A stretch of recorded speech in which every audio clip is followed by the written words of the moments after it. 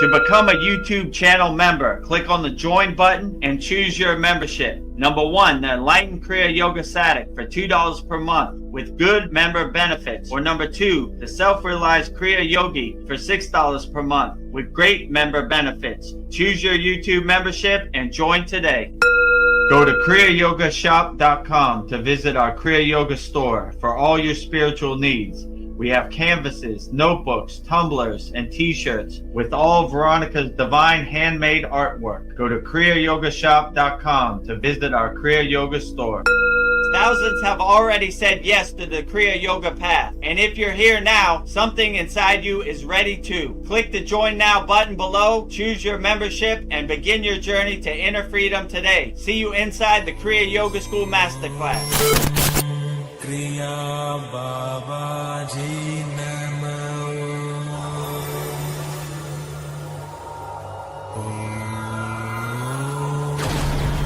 Kriya Babaji Namo.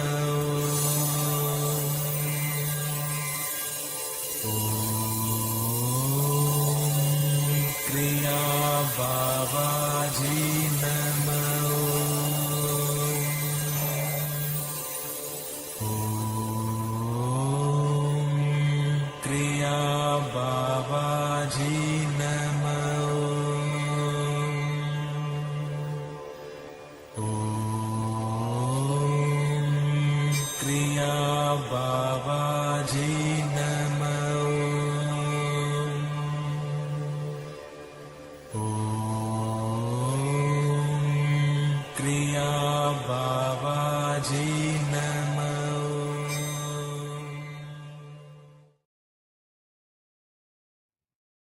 Welcome to our December 10th Vedgurudev's Q&A Satsang. Let me connect my microphone. We're a little discombobulated today. Veronica had something to do. It's a holiday season, so I'm trying to do this all myself till she gets here. She'll be a little bit late. So welcome to our December 10th Vedgurudev's live Kriya Yoga Q&A Satsang. As always, we are joined by a very auspicious guest. And we will welcome all of our auspicious guests for our December 10th Vedgurudev's live Kriya Yoga Q&A Satsang. First, we will say Goddess Lakshmi Devi, the goddess of infinite abundance, wealth, and prosperity. I will say her mantra with love and devotion 3 times. Om Sharim Klim Lakshmi Narayana Biyam Namaha. Om Sharim Klim Lakshmi Narayana Biyam Namaha. Om Sharim Klim Lakshmi Narayana Biyam Namaha. Next to Goddess Lakshmi Devi, the highest of them all, Adi Yogi, pure consciousness himself, Lord Shiva. And I will say Lord Shiva's mantra 3 times with love and devotion, wholeheartedly also.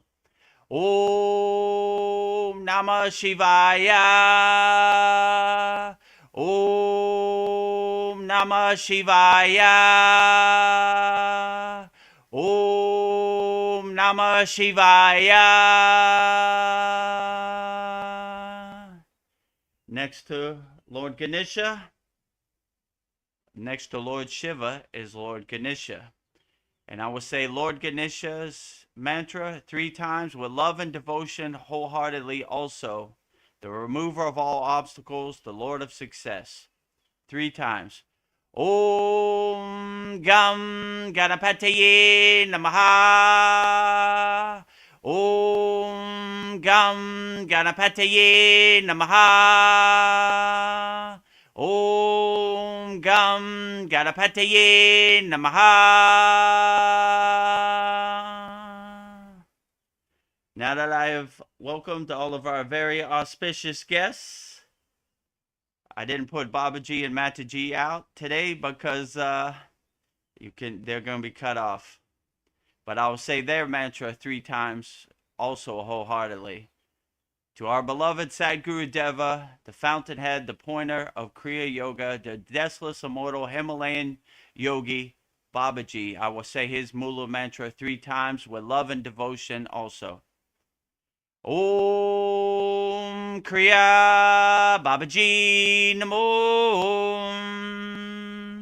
Om Kriya Babaji Namo. Om Kriya Babaji Namo. And last but not least, the deathless, immortal Himalayan yogini, Mataji herself. And I will say Mataji's Mula mantra 3 times with love and devotion, wholeheartedly. Om Kriya Mataji Namo. Om Kriya Mataji Namo. Om Kriya Mataji Namo.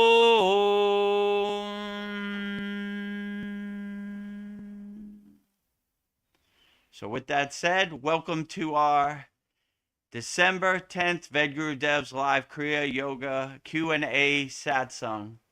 But before we get into it, let me tell you about all of our promotions. So we are now monetized on YouTube. So you can become a YouTube member, which you see right here. We have a $2 plan per month and a $6 plan per month. And in this first commercial about our becoming a YouTube membership, you could see exactly what you get when you become a YouTube member. Beloved souls, welcome. If you'd like to go deeper into our Kriya Yoga family and support our divine mission, you can become a YouTube channel member right now. Just click the join button and choose your membership. The first membership, the Enlightened Kriya Satic, for $2 per month. Perfect for those that want to stay connected and support the channel. You'll receive loyalty badges, super chat, and super stickers, priority replies to all your comments. A beautiful way to be part of our Kriya Yoga family. The second membership, the Self-Realized Kriya Yogi, for $6 per month. For those that want full community experiences and deeper access, member shout out during our live streams, and the ability to record your own voicemail with your questions played on all of our live stream. This is a direct connection into our Kriya Yoga community. Choose your membership, add your payment method, and join today. Your support helps spread Kriya Yoga worldwide and Babaji's divine light to the world. Jai Babaji. So out there in the YouTube chat, tell me if you can hear me better now. I think I was having a problem with my microphone. I usually have Veronica here to tell me if I sound okay, but I got a guess right now. So maybe you probably didn't hear all my mantra japa. I was probably muted or something. Next is our commercial for our Kriya Yoga shop for all your spiritual senses, for all your spiritual needs, whatever you need during the holiday seasons. Go to our Kriya Yoga shop, and it's kriyayogamasterclass.com, and I'll play that commercial now. Go to kriyayogamasterclass.com and explore our Kriya Yoga store, created to support all your spiritual needs on the path. Inside, you'll discover a sacred collection of essentials, canvas wall art, spiritual notebooks, divine tumblers, and inspirational t-shirts, each one adorned with Veronica's exquisite hand-drawn divine artwork, crafted with devotion and intention.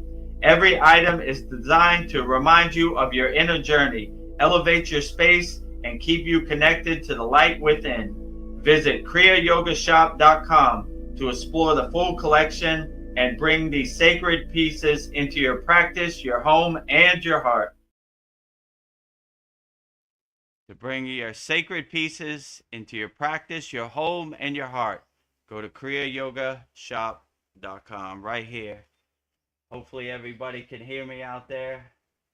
Having some difficulties today. And last but not least, if you want to master the supreme science of Kriya Yoga, go to kriyayogamasterclass.com. And here's the last. Namaste. I'm Vedagurudev, and today I'm going to share a proven spiritual system that's already helped thousands experience deep transformation. When you join the Kriya Yoga School Masterclass, here's exactly what you'll get. Weekly deep dive classes, Saturday at 11 a.m. Eastern Standard Time. Bi-monthly Holy Fire Yagna ceremonies to clear energetic blocks. Weekly Satsangs and Q&A, Wednesdays at 9 p.m. Eastern Standard Time. Instant access to over 200 plus on-demand classes on asanas, pranayama, mantra japa, and meditation. Direct VIP access to me for daily mentorship and support. This is not just information, it's direct transmission, guidance, and transformation. Thousands have already said yes to the Kriya Yoga path. And if you're here now, something inside you is ready to. Click the Join Now button below, choose your membership, and begin your journey to inner freedom today. See you inside the Kriya Yoga School Masterclass.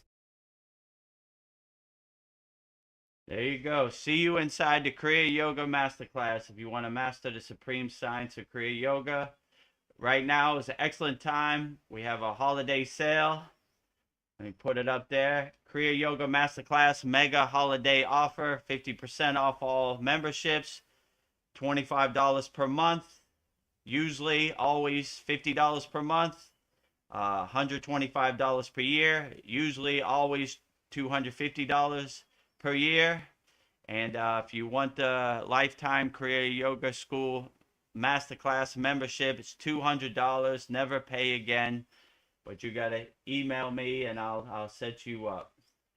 So I guess with that said, let's take this down and let's get started. Whatever questions you have, put it in the YouTube chat. Veronica is going to be a little late, but the show must go on. So everybody out there in YouTube land, let me know if I sound fine. I think I was having some audio difficulties in the beginning, you know. I usually have Veronica to tell me if I sound okay, but now I have nobody but the YouTube chat to tell me if I sound okay. So whatever questions you have, put it in the YouTube chat, and I'll answer them all wholeheartedly. So let's get started with our December 10th Vedgurudev's live Kriya Yoga Q&A Satsang. So let me see this.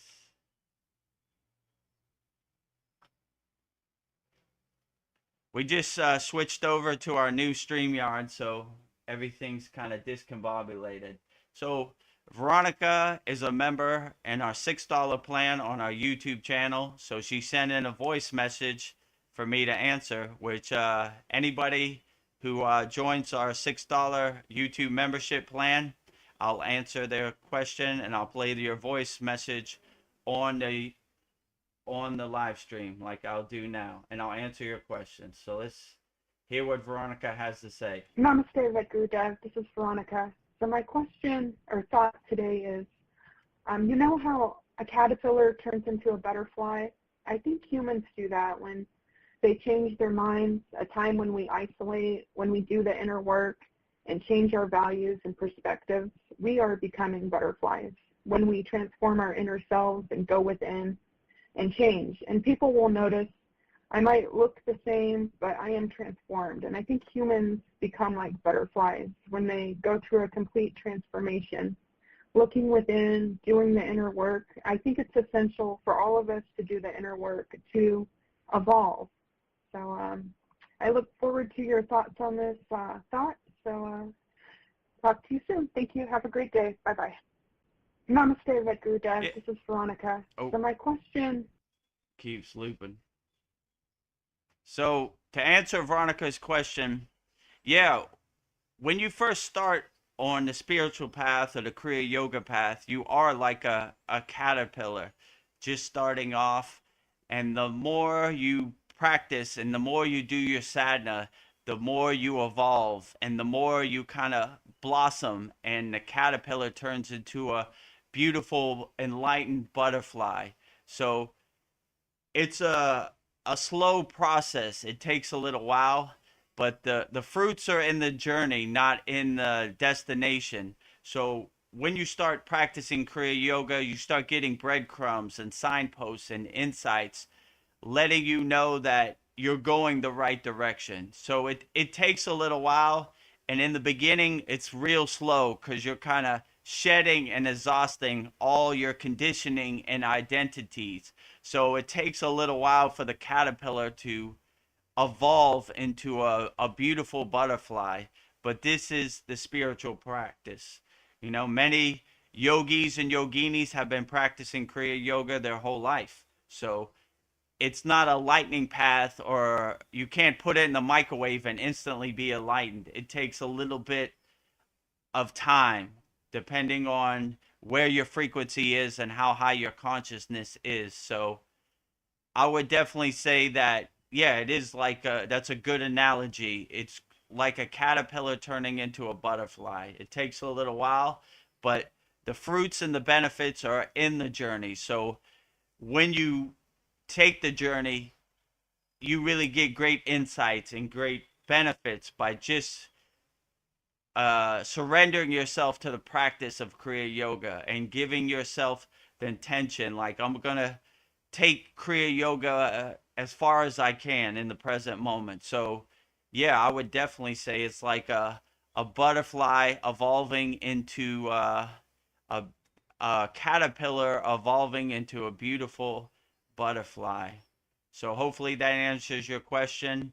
But to make a long story short, it's on divine timing. It's a slow process. And a lot of people, me included, get frustrated when you don't see results or benefits instantly by practicing Kriya Yoga.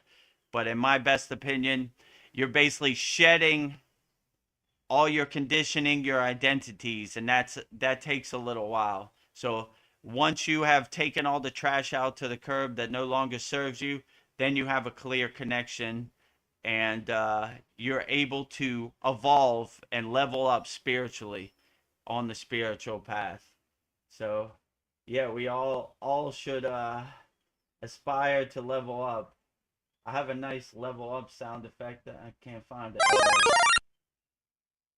Yeah, we should all want to level up from a caterpillar to a butterfly. So, and be the best we can. But it's a slow process. It depends.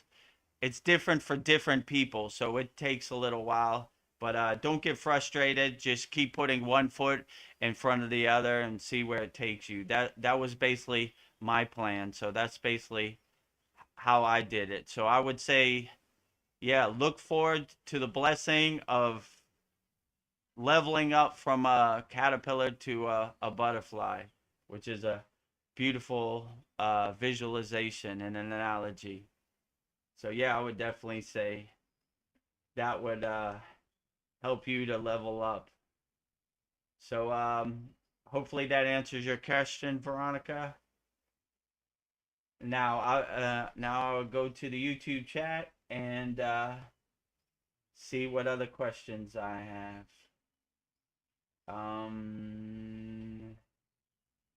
Okay, let me see what I got here. So first we got Namaste. Loka samasta sukino bhavantu. Yeah, I agree with you, Paul. Peace, blessings, freedom, and happiness to all beings on all planes of existence. Loka samasta sukino bhavantu. That is a very profound mantra we say, sending peace, freedom, love, and harmony out to people all around the world. Loka samasta sukino bhavantu. Sounds fine. The show must go on. Yeah, absolutely. We're a little late. We're a little our ducks aren't in a row, but the show must go on. So we're doing the best we can. Sometimes we gotta duct tape it together with some bubble gum, but the show must go on. God bless you guys. God bless you too. Think that. Oh, that's Fitzguru. Oh, snap, crackle, pop. Snap, crackle, fizzle. God, may God call you. Yeah, God bless you too, Brendan. Glad to have you here. whatever questions you have, Brendan, put it in the YouTube chat. We'll answer them. I'll answer them wholeheartedly. You sound fine. Okay. Glad to know, right? I usually have Veronica. Does my audio sound good? Does my camera look good? But it's a holiday season, so Veronica's going to be a little late, but the show must go on. Next question from Snap Crackle Fizzle. I wanted to ask 5. Okay. All right. Whatever questions you have, Brandon, send them to me. We got another question. What is the self? Okay. Tony and Harika. Okay. Sorry, there's a little glare on my computer screen, so it's hard to see. So, what is the self? The self, in my opinion, is hard to define. So, I always like to say a self-defined is a self-confined. So, what the self really is beyond my comprehension. It's above my pay grade, but I'll try to answer it as best as I can for you, Tony. So, the self, I would basically define it as your soul, your consciousness, the thing that is beyond Maya delusion. So yourself is the thing, and it's never changing. It's always with you. Even when you shed your physical meat suit, your space suit, yourself, your energy moves on. So I would say it's your inner divinity. It's your inner energy. It's your inner consciousness. So my guru would define the self as the Atman, right? Which is your self, your essence, your presence, what you really are, your true inner potential. So I would define the self as your soul, your consciousness, your inner energy, your inner divinity, your inner energy, your Shakti, your prana, everything that's inside you as you, that cannot be destroyed. Even when you transcend your physical body, your essence, your inner energy, your Shakti will continue to move on. So yeah, that's probably the best way I would define the self. But in my opinion, it's hard to define something that's beyond comprehension. So like I like to say about God, I would say a self-defined is a self-confined. So a self is way above my pay grade, It's just I would say my best guess would be it's your inner essence, your inner divinity, it's your inner energy that carries you through the day and activates and animates your physical meat suit, your body. So hopefully that answers your question as best as you can. But yeah, to define the self is pretty hard to define. A self, a self-defined is a self-confined. That's the way I would say. So next question, from Snap Crackle Fizzle. 5 Kriyas for 10 minutes, 2 minutes each. Doing Kriya for 30 minutes. What are your thoughts? Yeah, that's perfectly excellent, Brendan. So the way I usually craft my sadhana, my daily Kriya yoga practice, is that I pick the Kriyas that best resonate with me and best suit me. And that's how I craft my daily practice. So if you have 5 Kriyas that really resonate with you and uplift you and make you feel good, then I would add those into your daily sadhana, into your daily Kriya yoga practice. And you feel most uplifted, and by doing 5 Kriyas for 2 minutes each, for 10 minutes, and that would be perfectly fine. So there's no real rules or regulations of how long you should do it. I would do it however long it makes you feel good. So if you do 5 Kriyas for 10 minutes and that gets you through the day, and gives you enough energy and carries you through the day, then that is perfectly excellent. So, yeah, as far as like times, it varies from person to person. It's not one size fits all. So, when people say you should do this Kriya for this amount of time, how would they know what amount of time works best for you? So I would try it out. I would say, oh, 2 minutes feels pretty good. Okay, that's enough for the day. Maybe I need a little more today. It's a little colder out there. Maybe I need some more Kriya. Let me do 4 minutes of this Kriya. So you would be the best person to say how much time you need for each Kriya. So, and every day is different. Yesterday is not the same as today. Yesterday, maybe you need 2 minutes. Today, maybe you need 4 minutes. I don't, it just depends. So I wouldn't say there's a one size fits all, end all be all. It's really up to your own discrimination and the discernment to see what you need through the day. You know, some days you might feel your stomach is hurt, and you might say, I need the Bija mantra for the Manipura, the navel chakra. Let me do it a little more today. So it's up to you how much you need. Like, no one can tell you how you feel in your body. You tell me how you feel in your body. So you would definitely have to use your own discernment and your own discrimination, how much time you need. So I would just say, do whatever resonates with you. So if 5 Kriyas for 10 minutes, 2 minutes each, give you enough energy, activate you through the day, perfectly fine.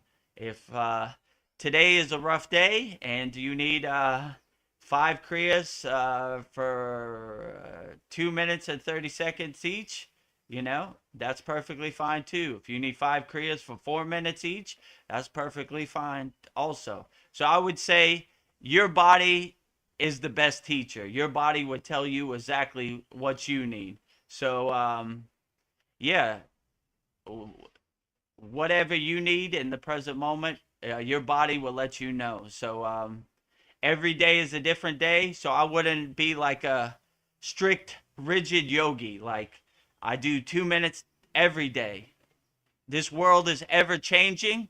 So today you might need 2 minutes. Tomorrow you might need 4 minutes. So I would use your own discernment and your own discrimination, and let your body be your guide. Let your body be your North Star. Let your body be your guiding light, and it would tell you what you need, you know?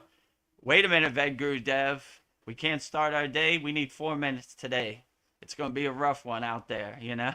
Or wait a minute, Vedagurudev. We need 1 minute. Today is pretty good, you know? Everything is all clear. So I would just let your body be your guide and let your body be your North Star, and it'll tell you exactly what you need. So, yeah, that would be my best advice. Snap, crackle, fizzle. So, next question is from, I think this is Paul. Still trying to bust out of my cocoon. Yeah, it's a slow process. It takes a while, you know, like it for me, it definitely wasn't a lightning path. It didn't like Babaji hit me with his lightning bolt, and I was instantly enlightened. You know, I had a lot of identities and conditioning and distractions in my life, and it took me a while to shed all that, you know. But it's a slow process. But once you start going, it starts coming together, and it's a blissful process. I enjoy Kriya yoga, so it's not like going to work or exercising. It's like I jump out of bed and I can't wait to practice Kriya yoga. But I've been doing this for over 10 years now, so it was a slow process in the beginning, and your ego definitely doesn't want to let you go. So it's a couple-month war with your ego, you know. It likes you who you are and your ego self and your lost in the sauce self. And definitely in my case, it definitely liked me who I was, and it didn't want me to get on the spiritual path. So it puts up a lot of blockages, resistance, obstacles to not you realize your true inner potential and your true inner self. So, but it happens to everybody. It's just a slow process. I would just say enjoy it, be comfortable in whatever kriyas you do and relax in each kriya you do, and yeah, breathe into each kriya you do, and it will really help you overcome whatever obstacles this Maya delusional world puts in front of your way. But it happens to everybody. It definitely happened to me. Like the first 6 months of practicing Kriya Yoga, wow, it was a nightly war, and that ego did not want me to shed my ego self. Your ego eats your negativity, your conditioning, your identities. It loves that stuff. So I was a big, fat, tasty cake of ego play before I got on the path of Kriya Yoga. And once I started starving my ego, it was not happy. It wanted to eat the tasty cake forever. So it was a nightly war, but slowly but surely I got here. And if I can get here, anybody could get here. I'm no, light being or no ascended master. I just did the hard work. I set myself a sankalpa intention, and the rest is history. Here I am. So if I could do it, you definitely could do it. But just take some commitment. It takes some inner work. Like no matter what this crazy ego Maya delusional world throws at me, I'm not going to give up. I'm going to just keep putting one foot in front of the other. And that's basically what enlightened Kriya yogis and yoginis and ascended masters did. They just never gave up. No matter what this world threw at them, they shook it off and kept moving forward. So yeah, I would just say it's a slow process, but if I could do it, anybody could do it. I'm the poster board for the worst yogi to ever live. So if I could do it, anybody could do it. So keep one foot in front of the other, Paul, and keep going. And that would be my best advice. So next question is from Snap Crackle Fizzle.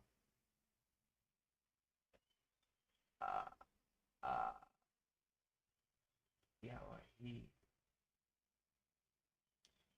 is Sam Kriya. Oh, is Hamsa? Sorry, there's a glare on my computer screen, so it's hard to see. Is Hamsa Kriya? Could you use Yawahi? I mean, I guess I'm not sure what Yawa means, but if it translates to God to you, then yeah, why not? So Hamsa basically means I am that, and that meaning God, or Soham, that I am, right? Or I am God. So it's basically giving you the verbal visualization of I am one with God. There is no duality. There is one with God. God is not over there, and I am over here. I am God, and God is me. I am Babaji, and Babaji is me. I am Shiva, and Shiva is me. So if you have that oneness with Yahweh, why not? I am Yahweh, and Yahweh is me. There is no duality. There is only divine oneness inside me as me. So yeah, I mean, you could adjust accordingly and modify any of these kriyas we do in our Kriya Yoga Masterclass to best fit yourself. There's no rules, there's no guidelines. I don't want to be a gatekeeper of Kriya Yoga. You take what I give you and modify it and adjust it accordingly how it fits you best. Some people like the kriyas the way they are, or some people adjust them. Like, so if you want to adjust Hamsa to Yahweh, why not? You know, give it a try. If it uplifts you and makes you feel good and gets you into a higher state of consciousness, why not? You know, it's all the same. So basically, Hamsa is basically aligning yourself with God, and realizing God is inside you as you. I am that Hamsa, or that Soham, that I am. So if you go Yahweh, right, you're aligning yourself, you're centering yourself with your God of your choosing. So if a God of your choosing is Yahweh, which I'm not too familiar with, then that is perfectly great. Align yourself with Yahweh as much as possible. But if you inhale Yah and exhale outweigh, outstanding. Sounds very beautiful. Snap, crackle, fizzle, Brendan. So yeah, I would adjust accordingly and modify it how you need, because it's not one size fits all.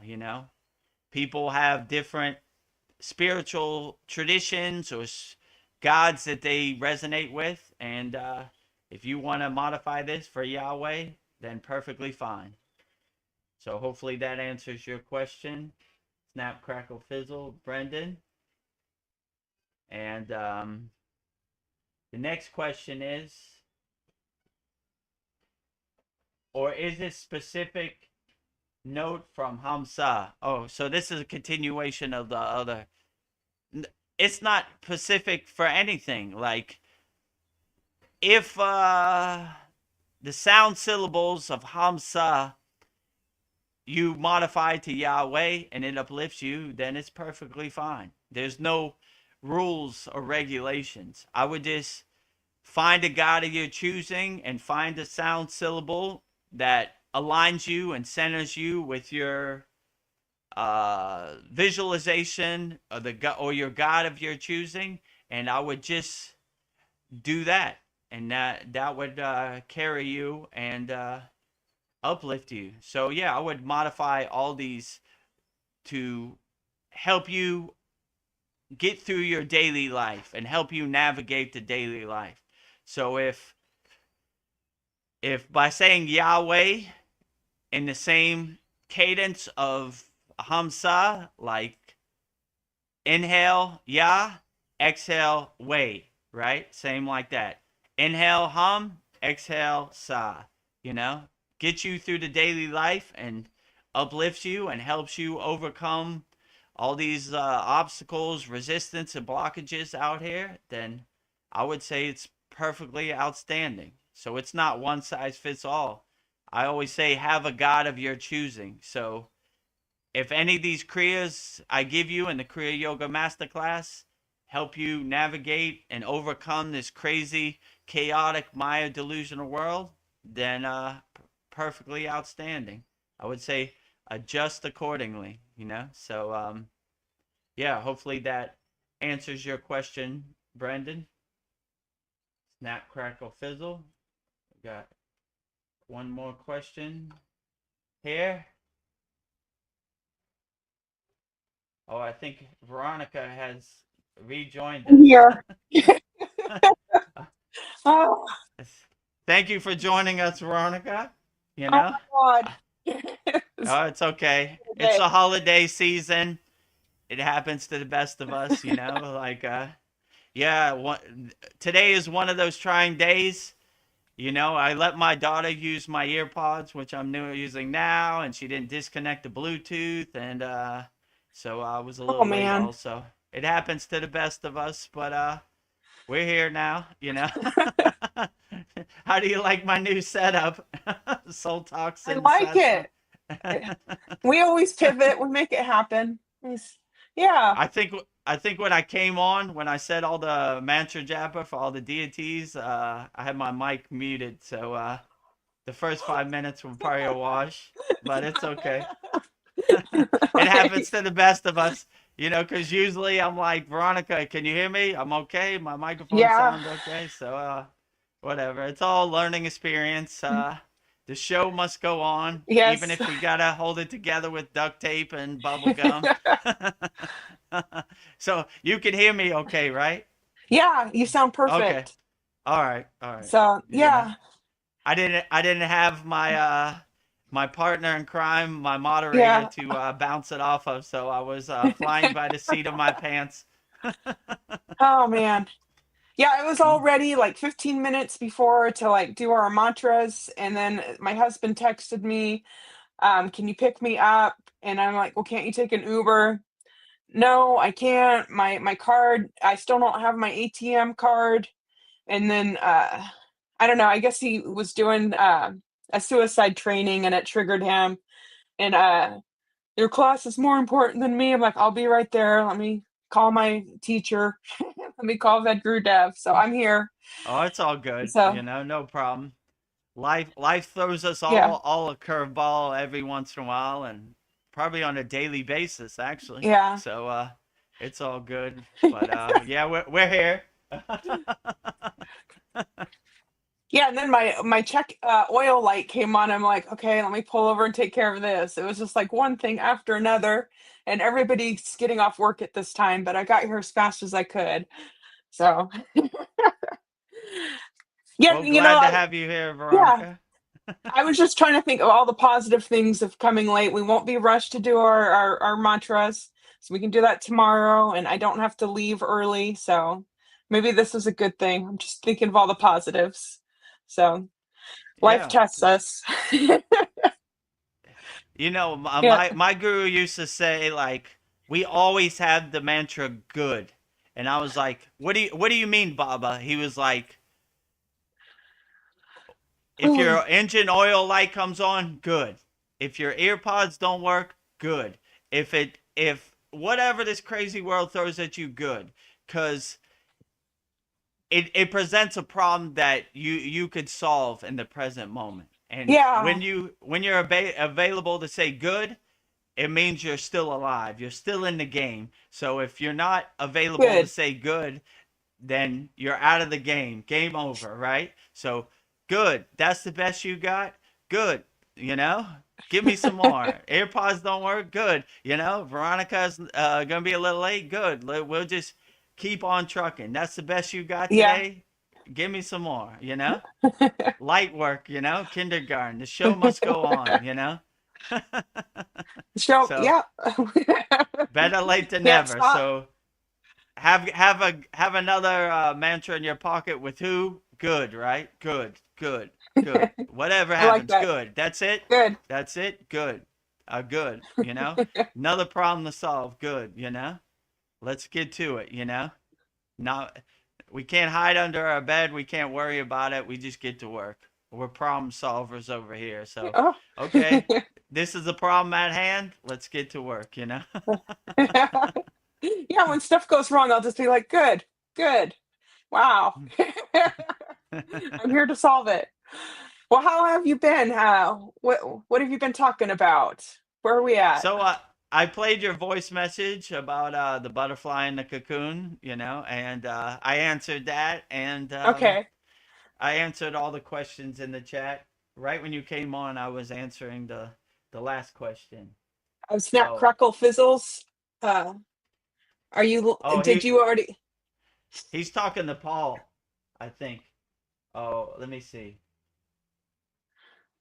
Paul said, "Get out of his cocoon." Hamsa, I answered, and then I think they're talking in between themselves. Are you learning Hindi? You know, uh, Oh, Paul. Paul. Well, the next question, oh, I think I know who this is. Who is Yoga Achari Satyananda? He is like some of my he's like some of my Bible quotes, and his profile picture was this your guru or the two other yogis? Yeah. So Yoga Acharya Satyananda, I gave access to our Kriya Yoga Masterclass. But he it's somebody I know from the Himalayan mountains who when I started the Kriya Yoga school, like when I started the Kriya Yoga school, I told my guru about it. He said, "Yeah, add these people, set up an account for them, and they'll come." So yesterday, I saw that he has never come, so I logged on his account and liked all your posts, Paul. So Yoga Acharya Satyananda is me. So I, I saw like basically like I set up an account and gave them the password, but they never used it. So Oh. I used his account to like everybody, like all the stuff Yeah. in our Kriya Yoga Masterclass in our Yeah. free Kriya Yoga school. So You so you activated him. You channeled yourself through him in a way. the yeah, I activated him and did what he should have you did. you were So yeah, basically, these yogis, they're not technology savvy, right? Yeah. So if you could get them to check their email once a month or even know what their email is, it's almost like a miracle, you know? Yeah. I'm lucky because my guru is more tech savvy than other yogis. Telling a yogi about the internet and the websites and it's almost like Yeah. Talking to a speaking wall. it's like speaking Chinese to them, you Yeah. know? It's like, you know, it's like, Yeah. you know, so like they have no clue. So in the beginning I set up it because as my guru requests, like, yeah, maybe they'll come by and maybe they'll speak, but that was over a year ago, so they Yeah. never did. So I was kind of cleaning up our Kriya Yoga Masterclass, and I was like, let me see, you know, oh yeah, I forgot I gave access to these people a long time ago. So let me go on, and I wanted to see if they changed the password or anything. They didn't, you know, they have never come on, and so I went on and liked all of our members' stuff. So you get a gift for Christmas. Yoga Acharya Yeah. Satyananda liked your post. So yeah, Yogi Acharya Satyananda is somebody we know in our spiritual tradition who my guru thought would be interested, but not really. Yeah. We're busy learning Yeah. the secrets of the universe inside us as us. We're not going on the internet. So yeah. But yeah, I'm glad Yoga Acharya Satyananda liked Yeah. your Bible quotes, Paul. it, Through it was me. really me. There's another one. It shows me. It shows the guy, and it shows a picture of me and my guru and the guy. You know, he's a Vishnuite, which you know you see he has the three Yeah. lines. You know, he's like a darker skinned guy. So yeah, yeah. Maybe tomorrow you'll get a like from him too. Yeah. Ah. Well, it looks like we've got a lot of comments from Snap Crackle Fizzle and Paul. Let me see this because some people say the breath is Yahweh. Is that a conversation with you or Paul? That was an earlier conversation before Oh, you okay. got on. So Brendan wanted to know, Snap Crackle Fizzle wanted to know if you could adjust Hamsa to Yahweh. So I guess he resonates with Yahweh more than Hamsa. So I said, inhale Yah, exhale Wei. You know, you could modify it and adjust it accordingly. So, do you need to know this before? Yahweh, Jesus, you know, Hamsa. and Hamsa.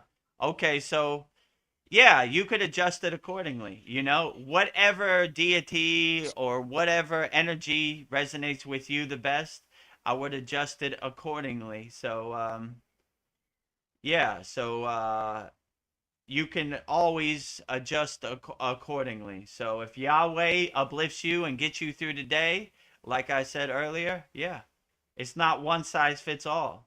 So, I would see which kriyas, see which breath work works for you, and adjust it accordingly. So if you want to say ya, inhale, way, exhale, it's perfectly fine. You know, we have one pranayama which is basically inhale va, exhale she. You know, it's perfectly fine. So if you embed your God of your choosing that you resonate with in your breath, then that's very powerful and profound.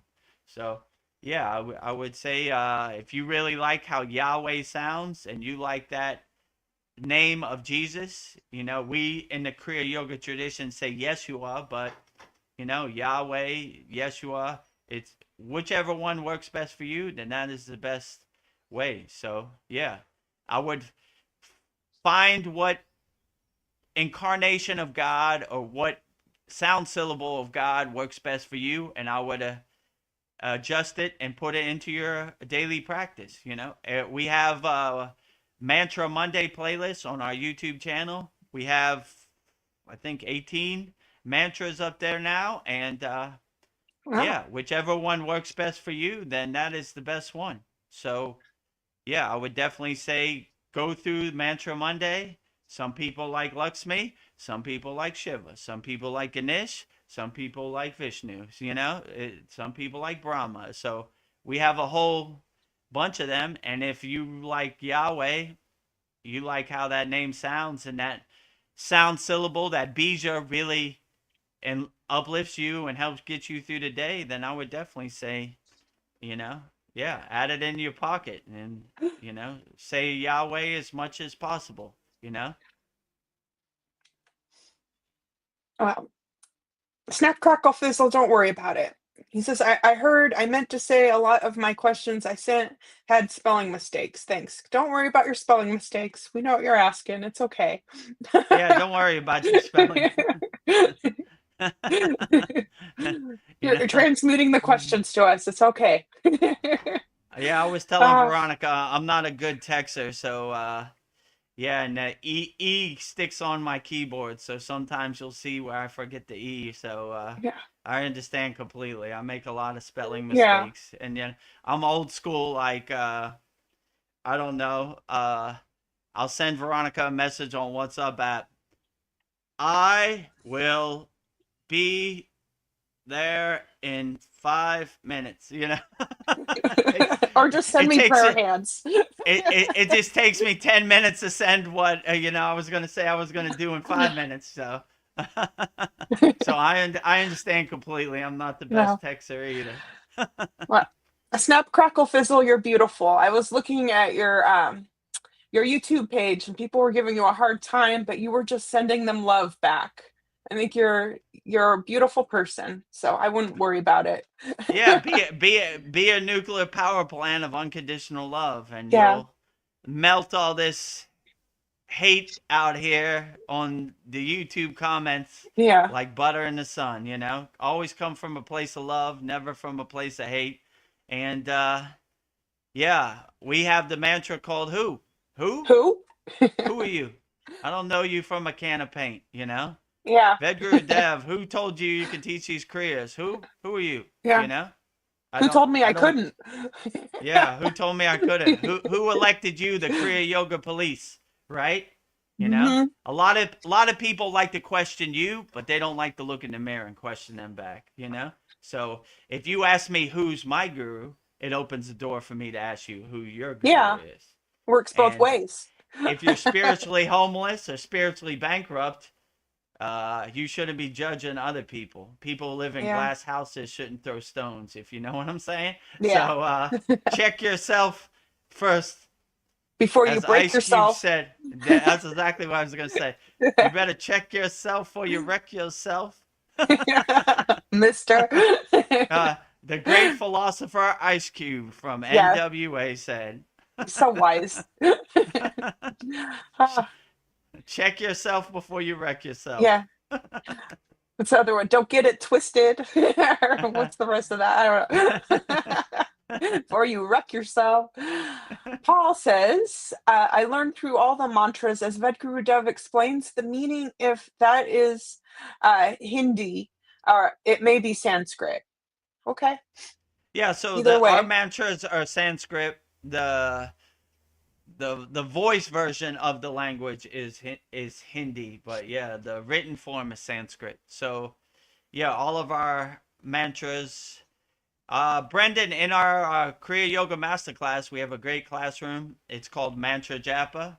All of our mantras are in there, and in our classes, we have some very profound mantras. And next week for Christmas, we will be doing a celebration of Yeshua, Jesus, Yahweh, our yogic brother. Yeah. So that's always a very profound class. And yeah, I saw your question before. Like, we in our Kriya Yoga Masterclass, we teach a new Kriya one week, and the next week we review the Kriya, because our members voted and they said they needed another week to digest it and review it because we were going too fast in the beginning.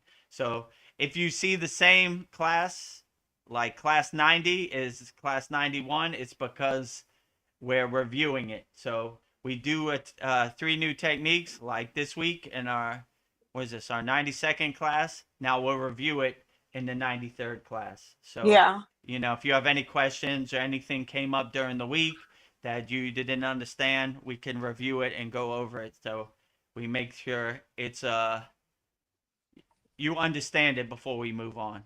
And after this week's class, we'll finish out the year with a big celebration of our yogic brother Yeshua, Jesus Yes. Christ, Yahweh, whatever you want to call him. In the Kriya Yoga tradition, we call him Yeshua, right? So we align ourselves with Christ consciousness. We love Christ. You go to SRF, Yogananda's place in Malibu. They have a big picture of Yoga Christ. So we love Christ. And my guru used to say, Jesus and Babaji are working together to uplift humanity. So we celebrate the glory of Christ on Christmas and New Year, and Yeah.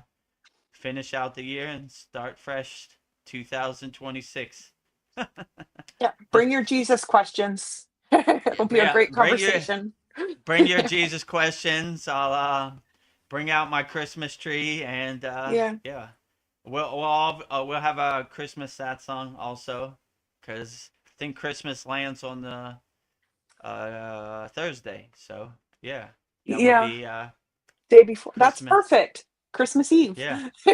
So we've been having some good sad songs lately. A lot of stuff been landing on Wednesday, Yeah. Thursday for me. So what was it? My birthday, Thanksgiving, and Halloween. So we've had some good holidays for Yeah. our sad songs. So keeping the tradition going. Yeah. Christmas sad song coming December 25th. I'll put on my Santa Claus hat, and maybe I'll use Ho my ho ho. beard. Ho ho Ho ho! ho. Merry Christmas, So The yeah, yogic look. Santa Claus has come. Oh. In 2 weeks it'll be Christmas. So we'll have a Yeah. Christmas extravaganza, and I'll put some lights over here and the Yeah. Christmas tree, and like I do. Oh. So Yeah. That'll be nice outside with the lights. Oh, that'll be so pretty. probably put my Christmas tree over Yeah. here. I have a nice white Christmas tree with lights and Yeah. Maybe we can set that up for the next Yagna fire too. When is that? The 19th. Ooh. Yeah, and then the next in January it'll be the 3rd. So if your tree's still up, that'll look cool with the fire. Yeah, we'll do a New Year celebration, Yeah. whenever New Year's is. And yeah, so if you don't have no family or no one to spend your holidays with, spend it Come with to us at us. the Kriya Yoga School. We'll answer all your questions. We'll have some good Christmas tree and lights. And yeah, if you have any questions about Jesus, Yeshua, Yahweh, uh, give them to me. I'll be sure to Yeah. answer it. I'll answer them as best as I can. I mean, until today, I didn't even know who Yahweh was till Brendan Yahweh. explained it to. Okay, We learn stuff new all the time. Well, as my guru said, many roads to the mountaintop. yeah. They're all great. They all get you to the mountaintop. So if you resonate with Yahweh, Jesus, Yeshua, Jesus Christ, whatever, they all go to the same place. So it's all good. Whichever road you take, as long as you get to the mountaintop, that's all that matters. Yeah. Well, Dream Tooth is here. It's good to see you, Dream Tooth. I've caught your live Now, streams a couple times, and I like your cat, Inky. oh, you looked at Dream 2's live Yeah, stream? yeah, Oh, I okay. I follow him. I like your live streams, Dream Tooth. I'll have to check it out. Dream 2's live stream. Ah, see, Paul says, "Welcome, Veronica. Batman needs Robin by his side." Yeah, we're Yeah, fighting true. crime. Yeah. I agree with you, Paul. If you watch the first 20 minutes, I'm kind of feeling my way in the dark. Like, Yeah, what did yeah. I say? You know, Well, I need I my was on the Batman. last question and I was like, all right, I don't know what I'm going to do after this, what I'm going to talk about. But uh, by the grace of God, Veronica popped in and here we are. So, Here I am. Ah, no yogi left behind. no yogi or yogini left behind. Paul says, "Well, I'm a bit disappointed. I thought I had gained the attention of another enlightened being. Maybe you have."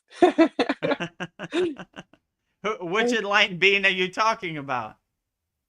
Yeah, yeah, there was a couple of them, maybe all of them. Well, Well, don't be uh, disappointed. It happens the yeah. way it happens in divine timing. Yeah, let me know what light and being you were trying to get the attention of, and we'll try to clear the path for you, Paul.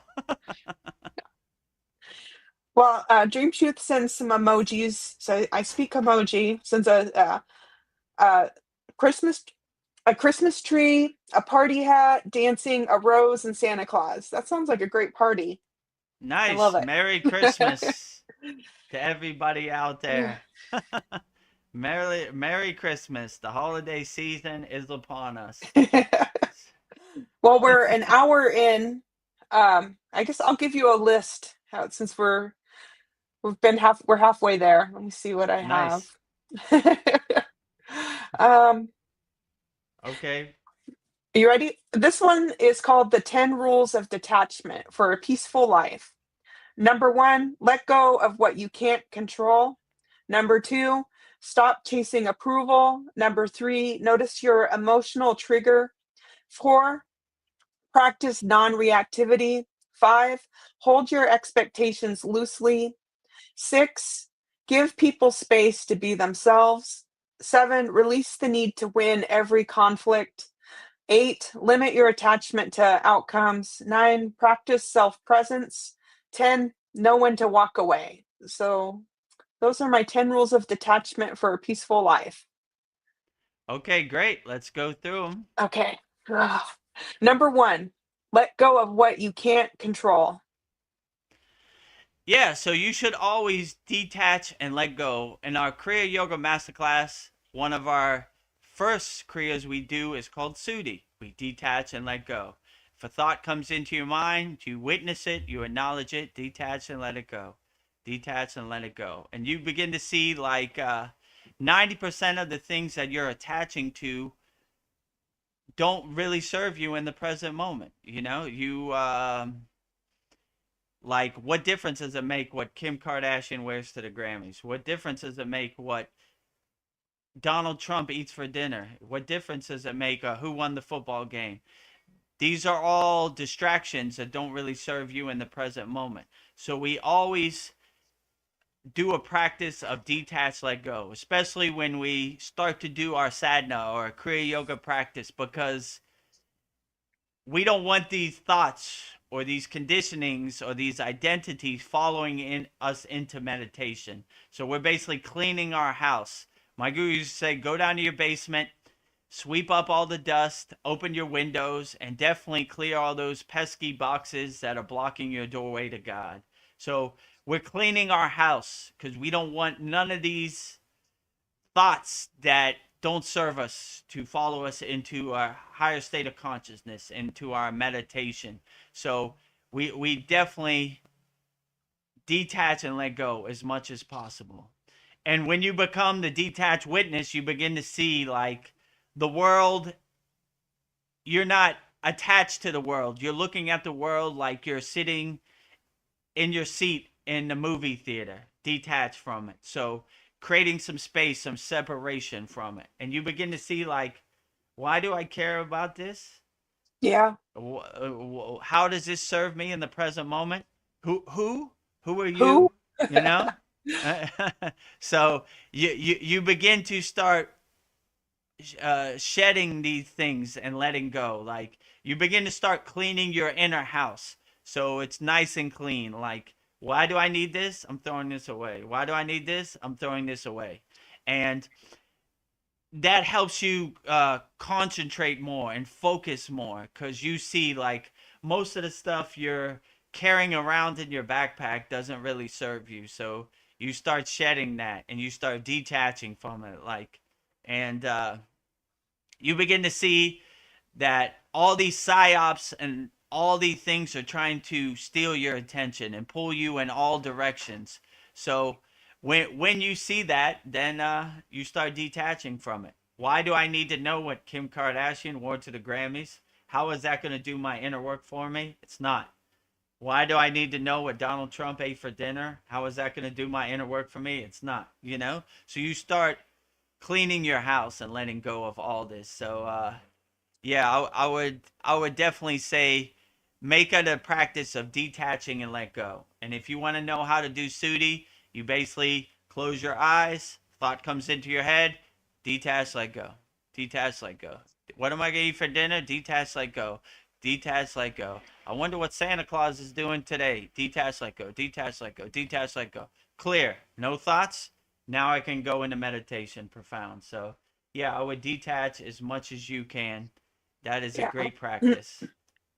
And if you want to Well, know how to do Sudi and detach yes. supremely, master the supreme science of Kriya Yoga, go to kriyayogamasterclass.com. Yeah. We do it every single class. Every single class, detach, Yeah. let go. Number two, stop chasing approval. Yes. Yeah, I would definitely stop chasing approval, because you see all these people you so-called need approval from are unimportant. They're unimportant. Why do I need approval from anybody? I'm a free bird. I do what I want to do, you know? Oh, you need to pass my toll bridge, or you need to pass my toll gate to get my approval to do something. Don't get anybody's approval. You don't need anybody's approval. Be a free bird, be a free soul. Do whatever you want. What your neighbor thinks about your car or about what you do, who cares? You don't need their approval. So when you stop shedding other people's approval, then you really start being a better person, because you realize you don't need anybody's approval. Do what you want. It makes you happy, you know? The only person you really need approval from is your boss at work, because he puts food on your table and money in your bank account, and your family. Everybody else, unimportant. You're unimportant. You're unimportant. You're unimportant. You're unimportant. You know? But they definitely want you to be in their cage and get their approval. Well, wait a minute, Vedagurudev. What do you mean you have a bunch of statues in your yard? You know? I do what I want.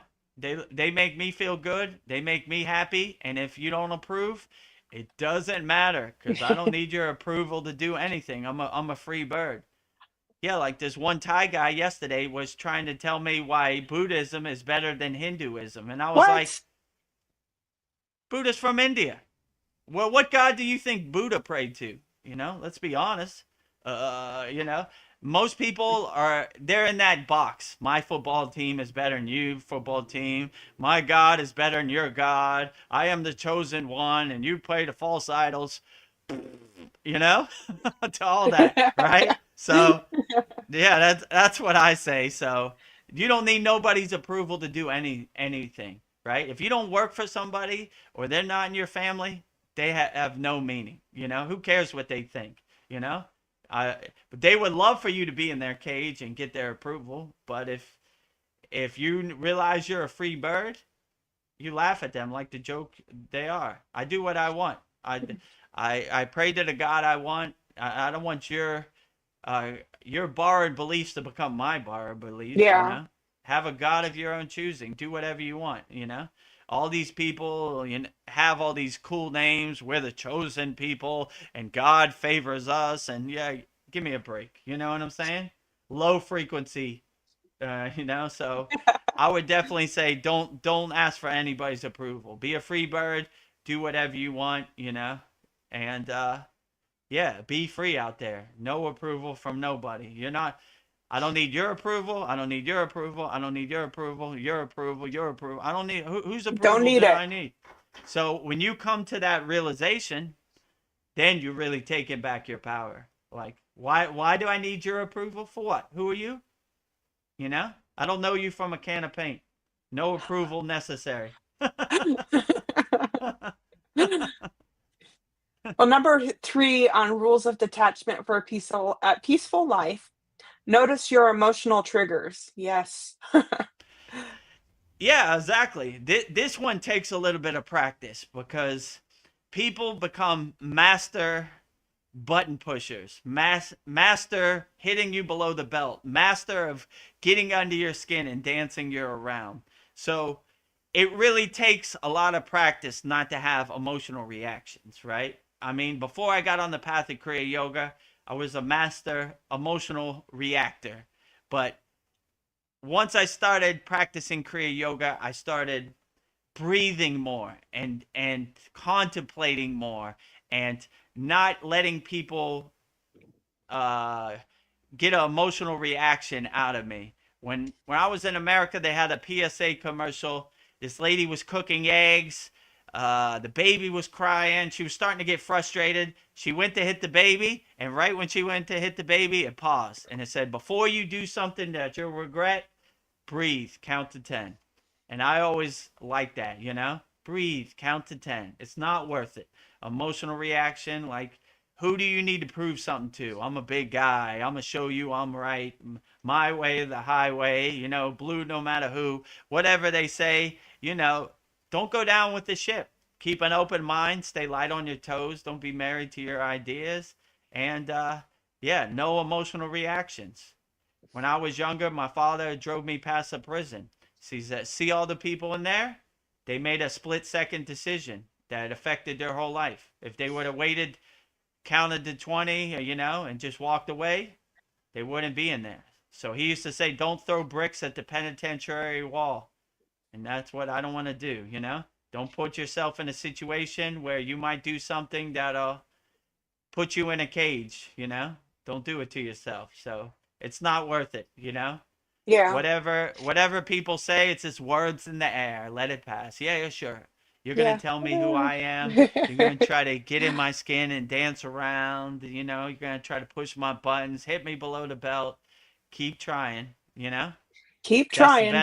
benefits of practicing Kriya Yoga. You become more calm, more still. Yeah. You start to laugh at this Maya delusional world like it is. Ah, yeah, yeah, sure.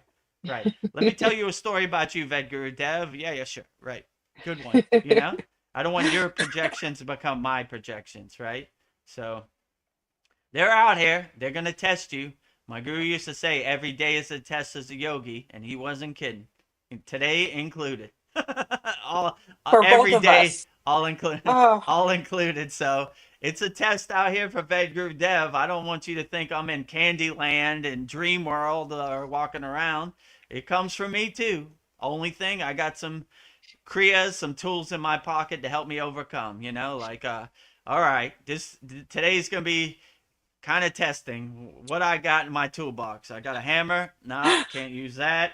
Got a saw. Not really. Got this screwdriver. I think that'll work. yeah. Let me try. Oh yeah, that's what Yeah. I need. Okay. So Hmm. go through your toolbox of kriyas and see what can help you overcome whatever you're going through in the present moment. But yeah, they're out here. They're gonna push your buttons. They're looking for emotional reactions so they can laugh at you. Don't give it to them. Well, number 4, another great tool to use is practice non-reactivity. Yes. Yeah, Yeah. this goes with the other Yeah, one, that. right? So when someone says something to you or does something to you, they're looking for emotional reaction. That's what they want. That's what they're looking for. If you don't have no emotional reaction, it's like butter dissolving in the sun. It doesn't work. Their plan doesn't work. Dissolve on impact, right? Emotional reaction. Whatever. Vedagurudev. Yeah, you don't know Kriya yoga. You don't come from a lineage. Who's your guru? If you don't care, it takes all the wind out their sails. I don't care. I do what I do.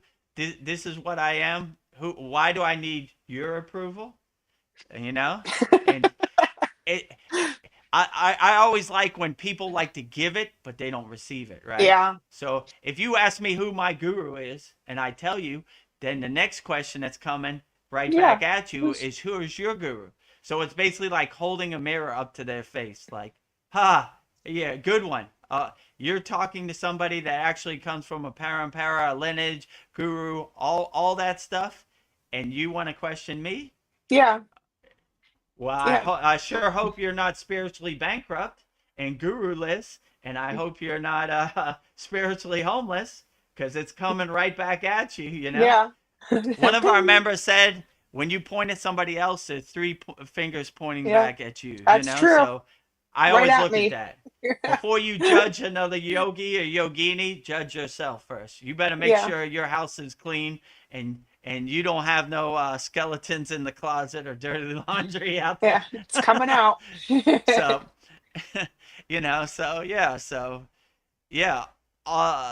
Don't give anybody emotional reaction. Like I said before, it takes a little bit of practice, but your whole life you've been conditioned to emotionally react, right? They can't talk to me that way. Do they know who I am? But if you dissolve that and dial that back, then they get no emotional reactions. And when you know thyself, no one can tell you who you're not. So when you know yourself, you'll be like, yeah, let me tell you a story about you, Vedagurudev. Yeah, no thanks. I know thyself. Yogananda's place is called Self-Realization Fellowship. We realize ourselves, so no one can tell us who we're not. Yeah. So that's always the way I like to look at it. Number 5 on rules of detachment for a peaceful life is hold your expectations loosely. Ugh. I would say hold your expectations zero, not even 0. loosely. We have no expectations. The best piece of advice my guru gave me when we were going up the Himalayan mountains, I'm at the bottom of the Himalayan mountains looking up at those snow-capped, brutal mountains, the wind, the elements. And I said, Baba, what's your best advice? He said, no expectations. And those are words I live by. I don't have no expectations. So I don't even hold them loosely. It happens the way it happens. Que sera, sera. Let it happen the way it happens. And it takes me where it takes me. And I have no expectations, so I can't be disappointed. So I would try to have no expectations. Like, all right, it's going to happen this way. Let it happen this way. And I just surf the wave and go along for the ride and, see where Yeah. it takes me. The roller coaster goes up, it goes down, it goes left, it goes right. Oh, okay, it's what's happening today. So yeah, we don't really have any expectations. Like I can never get disappointed because I don't have expectations. When you start having expectations, then you could suffer, because this world is not certain. It's not going to happen the way you want it to happen. So if you have that understanding, then you will be able to navigate this world a lot better. Like, it happens the way it happens. Oh, well, look at that, interesting. But I didn't have any expectations, so I can't be disappointed. So if you don't want to be disappointed or suffer, have no dog in the fight, no expectations, and you'll be able to navigate this world beautifully, right? So I wish Yeah. I learned this when I was my daughter's age 16. It would have helped me navigate this Me world too. better. I had a lot of suffering and a lot of expectations, and I was always frustrated. This world's not happening the way I want it to happen.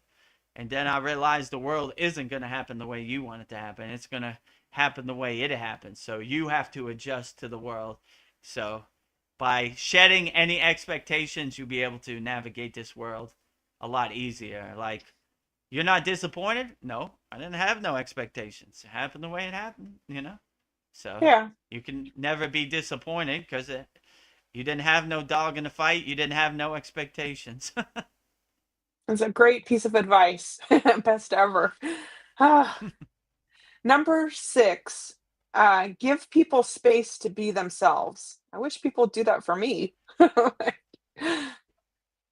Yeah, so don't try to put anybody in cage. Don't try to put anybody in the box. Let them be who they're going to be. Let them realize their true inner potential, you know? It would be beautiful if my 16-year-old daughter was a yogini and she was sitting right next to me here, but I need to give her her space and her timing. She's on her own divine timing. I always think when I was 16, I didn't want to hear anything about God. All I wanted to hear was about skateboarding and video games or whatever I was doing, you Yeah. know? I didn't, or DJing. I didn't want to hear about anything else, you know? So I always have that perspective. It takes people time to see that this Maya delusional world isn't the way. So let people happen the way they happen, and let them come to their realization on their own timing. That's how it usually happens. So just be a good friend, a good listener, and when they're ready, when my daughter's ready, I'm ready. So Yeah. sometimes you just got to be patient and let them happen on their own divine timing. And like I said, I always think when I was 16, I didn't want to hear nothing about yoga. I Yeah. was totally against it. Like, what are these hippies in California doing, hugging trees? That don't work, you know? Buying a Big Mac at McDonald's, that makes me happy. Going to Taco Bell makes me happy at 16. So it takes a while, but you begin to see the light at the end of the tunnel. Like that, that's not the way. That's a temporary, fleeting happiness, but in the long run, that's not going to bring me permanent happiness. So, yeah, let people come to their own conclusions at their own divine timing and Yeah. be ready when they're ready. So, be a good listener and don't force or try to convert anybody Yeah, I'll push into them your farther. spiritual tradition. Yeah, pushes them away, you know? Like when you're ready or you have some questions, I'm ready. So, not trying to convert you or sell you anything, just answering questions. If you see the value in what we're doing, then everything's on the screen right there. Yeah. Uh, number 7 on rules of detachment for a peaceful life. Release the need to win every conflict. Hmm. Yeah, so most yogis live in what's called equanimity. They don't see no right or wrong, like it's almost irrelevant to them. I'm right and you're wrong. My football team is better than your football team. My God is better than your God. These are all lower frequency vibrations. So we don't, we really respect all spiritual traditions. So, yeah, like when we respect all spiritual traditions, then we see the beauty in all spiritual traditions. Your football team beat my football team, great. Your football team outplayed us. And I always like in SRF when they have spiritual gardens, meditation gardens for all spiritual traditions. So that's beautiful. So we respect all. We don't want to be right. My God is better than your God. You worship false idols. All this is irrelevant. So have no need to be right or wrong in any situation. What difference does it make? Let's see. Number 8, limit your attachment to outcomes. Hmm. Yeah, so have no dog in the fight.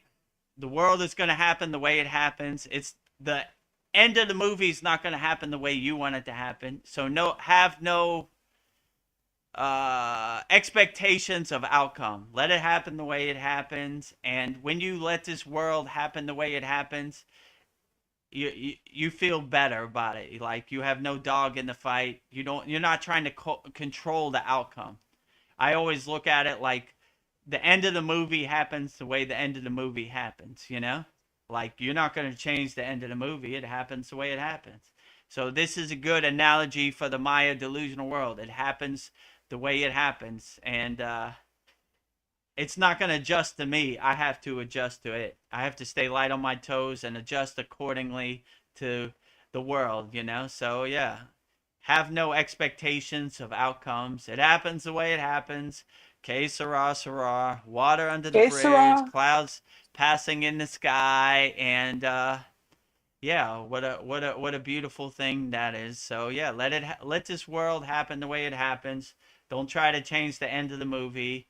You know, don't try to change the outcome. It happens the way it happens, and you'll get less frustrated or less disappointed, you know, because all right, that's how the movie ended. That's how the movie ended. What can you do, you know? What can you do? So let it happen the way it happens. No expectation of outcome. It ends the way it ends, or it happens the way it happens. Number 9, practice self-presence. Oh, Yeah, absolutely. Like, always have self-observation and always let yourself radiate and glow in the present moment, you know? So always let your soul, yourself, be your North Star, your guiding light, and carry you through the day. So no matter what other people think, sometimes I go into certain places and I could feel people's energy. I don't like this guy. He's shining too bright. It makes me feel less ah. than, you know?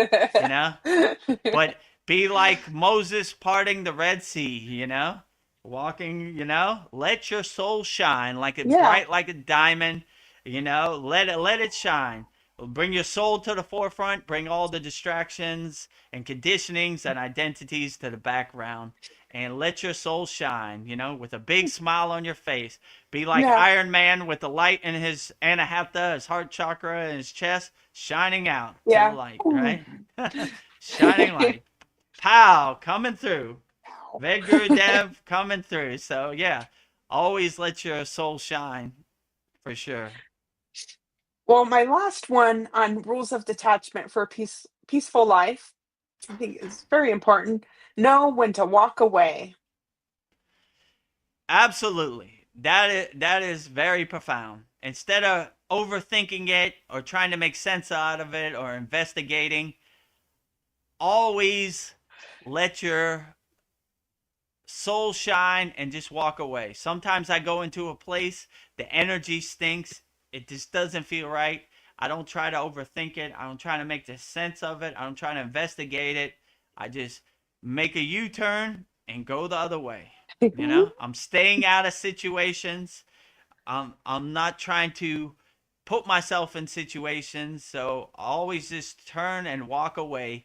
It doesn't serve you. So anything that makes you feel uncomfortable or doesn't feel right to you, use your intuition, your soul as your North Star. If your soul says it's bad, just leave that situation. Turn around and walk You walk away. away. It no longer Yes. serves you. Goodbye. I'm leaving out of here. This no longer serves me. So yeah, there's nothing to feel bad about walking away. I walk away all day, every day. Yeah. Anytime I feel 1% that this is a little off or the energy feels bad, I'm not putting myself in a situation, you know? I just Yeah. leave. Not for You gotta me. trust it. Not Yeah. not for me today, not for me ever, you know? So and I want to support uplifting, enlightening places. I don't like to give my money or support to lower frequency places if possible. So if you give me any little hint that this place is off, lower frequency, I'm out of there. I don't support, you know, Out of lower here. frequency. All right. So turn around and walk away. That is the best practice. Anytime you feel a little off or a little uncomfortable, any hint of the energy's not good here, don't try to investigate it. Don't Yeah. overthink it. Turn around and walk away. I think that's my favorite one. So that's the 10 rules of detachment for a peaceful life by Vedagurudev. 10 rules of detachment for a peaceful life, wrapped up in a nice clean Nice bow, little bow. putting it under the Christmas tree, you know, for 2025. Merry Christmas. Well, Paul has the 11th rule. He says, "Happy wife, happy life." That's very wise because she can shake your tree. Yeah. Happy wife, happy life. You know, in my case, I'm fighting a losing battle because Yeah, maybe that can't ever yeah, happen. You know, I'm kicking the wall with that one, but yeah, hopefully you have better success than yeah, me with that one. You know, yeah. I, Sometimes you need a new yeah. wife or a new husband. Who knows? Turn Oh, around and walk away. yeah, You know. walk away, walk away. So yeah, I don't know. In my case, that's a losing battle, but I've come to the conclusion that Yeah, no matter what I do, maybe that's never gonna come to light. But hopefully somebody else can make it happen. yeah. That's something Vedagurudev needs practice on. I mean, Well, how you were talking, Vedagurudev, I did a super chat, and I don't know if you nice. can see it. It's in turquoise, so it Yeah, stands I see out. it. Let's put it on the screen. Yeah, Yeah, there there we you go. go, turquoise. So now you can see what you get when you do a super chat. You didn't type Uh, anything in, right? Your question? no, because I'm already asking you questions. Let me Yeah. see. Okay. I can type something in. Let me see. Uh, Yeah. Yeah. Okay. So now we know what we get when yeah, we get. It's nice and turquoise, like an ocean kind of light blue color when you do a yeah, super chat. And it doesn't have to be any specific amount of money. What the minimum you could give is $1.99, right? A super chat. And I yeah. think And a then super sticker is 99 cents. You can give a super sticker. yeah. Well, I'm just pretending I'm somebody. Or like I wrote down I have a question, so I'm gonna give you a question next. Like, Okay. Okay. well, this is just something I've noticed. Like when I'm driving, especially at night, I'll just get lost in thought, and it's like I'll forget where I am. I it's just like I'm so deep in thought. It's like a meditation. And I was wondering, like, does that ever happen to you? Like when you're really deep in meditation, like you come out of it and you forget where you're at. Like, I don't know. I've gotten close, but I thought that you would be the person to ask if, like, when you come out of meditation, do you have like a moment that you don't know where you're at? Yeah. Is Paul here? What do you? Yeah. I'm added Paul to the Oh, I stage. didn't. Okay. Hi, Paul. I was so deep in my question, I forgot where I was Yeah. at. So I'll answer your question. Yeah. So even when we do Purnasudi, like in the beginning of our class, complete yogic breath, we have like a transition period, like come back to your surroundings slowly and gently, open your eyes, contemplate where you're at. So sometimes when you get into these higher states, it takes a little while to decompress and come back. And the best way I found is like to contemplate how you feel and come back to your surroundings slowly and gently. So yeah, definitely that happens. So Yeah, I suggest while you're driving, don't really get into deep yeah. consciousness or a I'll just deep like snap state. out of You it. know, you Like, know, and roll down you, the you window, get some air.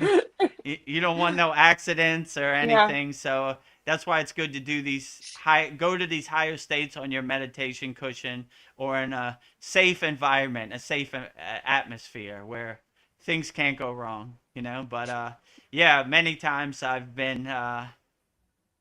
I felt myself drifting away while I was driving my car because I like to do mantra japa or sing songs and yeah. bhajans, Oh and my.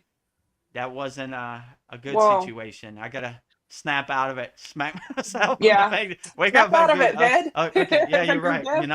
Or pull off to the side and finish. Right? Okay. Let me exhaust this out before I start Yeah, going into heavy traffic or whatever. I don't want to. If I get into an accident, that would be a distraction. I don't want to add to my list of distractions in the present yeah, moment. So yeah, it happens to everybody, but that's why most yogis, they're in an environment where if they reach a higher state of samadhi or a higher consciousness, or there's no distractions. So nothing to take them out of the state. They could go as long as they want, so yeah, it Nice. happens to the best of us, but that's a Yeah. good breadcrumb and signpost when you're on the path, a spiritual path. Namaste, Paul. Namaste, Paul. Namaste. I just wanted to pop on real quick to share a blessing that just fell in Ooh. my lap, an unexpected blessing. So, so yeah, I've got solar power here, and I'm a prepper, I've got all the beans and all that other good Bullets. stuff. But one, I do have solar power, but if you know anything about solar power, you can have the panels, but there's also like a battery backup. And if you don't have the battery backup, it's really not full solar. So just during the day, my power, will come off the solar panels, but at night I'm drawing from the grid. And additionally, if the grid goes down, I'm still out of luck, even though I got the panels because I don't have the battery. And I could not afford the battery. Like when I got the solar, I was like, I'd like to get the whole system, but the battery backup system part of it is like 15 grand, somewhere around there. Holy Could not cow. afford it, and it's been on my mind. I'm like, how am I? I could probably do a homemade one myself, but all that electrical work, I'd probably have to still have like a contractor come out and hook it up to it's a lot of complication to it. But so I got a call, and I was like, usually I screen out all calls, telemarketing. My phone will automatically do it, but sometimes, if it doesn't say it's a telemarketer, I'll answer it. So I answered it, and it was like this guy, and he said he was representing Encore. So in Texas, we're on our own grid here. The rest of the nation has one grid. Texas has its own grid, but they're always looking at efficiency, because we're putting a lot of strain on the grid. Sometimes they don't have enough power, that could lead to brownouts. So he said they have this program where they will, at no cost out of your pocket, come and install a battery backup in your home. And I was like, you better not be trying to, because I am not going to spend a dime, on any of this. I was like, be sure, because, if you're trying to sell me something, I'm not buying, you know what I mean? Although I do have to pay $20 a month, but that's nothing. But so yeah, so they said the guy said, yeah, you qualify for it. They look at other things in your house about like your windows, and they might be able to help you with that. But I've already energy efficient my house. I've got new AC, relatively new, so I'm good in every other respect. But and there was a question on whether I would qualify for it, but he said, yeah, you qualify. So he's gonna come back Monday, and we're gonna, do the deal. So I will have a whole house battery backup if the grid, basically I can go off grid. So self-sufficient on electricity. And I have to Wow. also wonder if this got sent to me like for a reason, like something's going to be coming down here soon. It could involve extended blackouts, who knows what. But just have to ask myself, You're being protected. why this, the timing of this and everything. But I'm stoked about this. That's Yeah, that's amazing. good. Sometimes when you open yourself up to the universe, things just come together. Like, oh, nice. I was trying to get the battery back up for my solar, and magically it arrived at my doorstep. Thank you, God. And Absolutely. yeah, well, hopefully there aren't no blackouts or brownouts, but it's good to stay prepared. I know. How long ago was this? About 2 years ago, I was watching Joe Rogan, and they had a blackout. They're in Austin, Texas, and they said the grid went down because it got too cold and freezing or something. And I was like, oh, okay. I, I guess it can happen, but if you got solar, then you should be good. The Yep. only thing is when it's cloudy or there's no sun, then less, but still That's It true. goes to the battery. But yeah, good.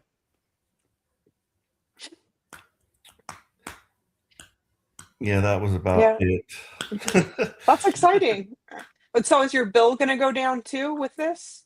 Is Yeah, it gonna actually, because one, I will not have to at night. I will no longer have to draw from the grid because it reverts to battery. When the sun goes down. So at night, the battery, as long as I have, there should be enough juice to last till morning. But yeah, at night it goes. It will save me from drawing from the grid. So yeah, it's going to be a cost savings also. Yeah. I don't Yeah, know. my house in Thailand, we have a lot of sun, so I have solar also. So this light up here, like, is a solar light. So like Oh, when yeah. it automatically turns on and lights up all my statues all night. So yeah, I have solar also. Nice. Well, if they just release the free energy, 0 point energy or whatever they have, none of us would have to worry about any of this crap. Yeah. If they No money in release the that. free energy, how are they gonna buy a boat? Yeah. That's their mentality, right? Like, how am I gonna get rich? How am I gonna buy a $100 million mansion if I give free energy? So that's why they're clutching their pearls, right? But hopefully that day is coming soon. Free energy to the world. That would be outstanding. They, and my guess, they have it. You know, I think give it to the world. It's meant for the world. You've had your run. You bought your boats. Good for you. Your mansion has too many rooms, and yeah, in 2026, let's have free energy, right? Let's uplift people, and you know, not I don't know. Yeah, give free energy to the world. That would be Yeah. a true blessing, right? It's expensive for electricity in America. It's expensive for all this stuff. Should be free. Be like the Indians. They don't know what a land deed is. They don't know what anything is. They just give everything freely. So go back to the original Native American ways. Yeah. Free for everybody. You are my brother. No need to pay for energy no more. But yeah, how can they buy a new boat if they give free energy? Yeah. It does not work in my favor. Oh, but it's okay.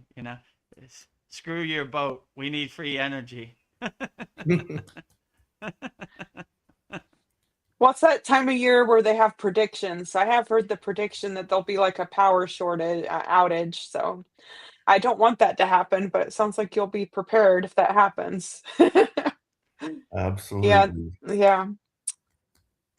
If the Yeah. power Maybe. goes off and you don't have solar, just go inside you inside you as you. I asked my guru when the C word thing happened. He said, "What do I do, Baba?" He said, "If you can't go outside, go Yeah. inside." So if you have no electricity, it's a good opportunity. Instead of going in your closet, just closing your eyes and go inside you as you. How are things going at your job, Paul? The transition, things going good for you or? It's still kind of quiet. I talked to the boss at the beginning of this month and he keeps saying he's coming. He said like maybe in the middle of this month, but he said Oh, that before, so I don't know. But like, um, it's slow. I didn't have one customer today, so I hate it when it's like that because I yeah. feel like I'm wasting my time and it makes time go by slower. I mean, it gives me a lot of time to go down many rabbit holes, Yeah. but Watch videos. I'll just be sitting there watching YouTube. Did you get a chance to watch that one with the plane disappearing into the Yeah, I thing? did watch that Yeah. actually. Oh, yeah. Amazing, right? That that was interesting. Those three lights circle around the plane, and then it just evaporates, or a flash of light. It's just gone. I was like, Exactly. oh man, I hope I'm not on the plane when that happens. Yeah. Right? You Telling know, you. I mean, I guess if I am, I had to call on Babaji. Babaji, I'm coming home. Yeah, Babaji will help you. Or like my father said, put your head between your legs and kiss your ass Just goodbye. mwah. Peace out. Goodbye. Well, to my Goodbye, cruel understanding, world. all those people are still alive. They've been captured, and they've, Yeah. been done with whatever the deep state does with those types of people. They got the scientists probably making them work for them, and the rest of the people, tough luck for them, I guess. They'll live in an underground city somewhere or go into witness protection program or something if they're lucky. But I don't know. But I don't think they Yeah. died, because it'd be much easier just to shoot the plane down with a missile or something. So they had that. It definitely went somewhere and reappeared somewhere else, in my opinion. But But still, like, even if they're in witness protection program, look how gross these people are. We need 2 scientists, so the other 300 people gotta eat it. You know what I'm saying? Like, Yeah. I don't want to eat it. I want to be a free bird. I want to go home to my family. It's in the best interest of national security. That's a good one, right? Nah. The best interest of national security is me going home to my family. I don't want to be in your witness protection program or your jail or, your your stupid black op programs. All of us got to live in a prison because you want 2 scientists. Gross, you know? Yeah. But it shows you, like, they'll go to any length to get what they want. Yep. They look at you like casualties of war. Yeah, so what? So what? Vedagurudev can't go back to his daughter. I don't care. We got our scientists. Eat it. Casualty of war. Like what? Casualty of war. So these people we think are protecting and serve us, they're like our slave masters. They look at us like sheep, losers. We tell them about aliens, they're going to jump out the window. No thanks. You know? So, I don't know, but yeah. Instead of enslaving us, you should be uplifting us. Free energy, helping people, protecting and serving. You're a civil servant. You should do the best job you can for the American people. Make a better way of life. Not clutch your pearls in your underground bunker. I cannot show it. How am I going to buy a boat Yeah. if I get free energy? I want all Like, I want all the goodies. we got to get these 2 scientists. If we got to kill 300 people on a plane, it's worth it. Casualty of war. They're Yeah, idiots que anyway. sera. Okay, goodbye, dummies. You picked the wrong plane today. What? So, hopefully the truth is coming out, which I think it's dripping out little by little, but Yeah. It's supposed to be. I don't take the truth from habitual liars. You see Yeah. what they do to us and mandate us and throw us under the bus every chance they get, send us to war, all that gross stuff. So yeah, hopefully next year will be a new dawn, a new age, and Yeah. free energy to everybody. No more divide and conquer. All the elites, they had their time. Goodbye. The 1% can't control the 99%.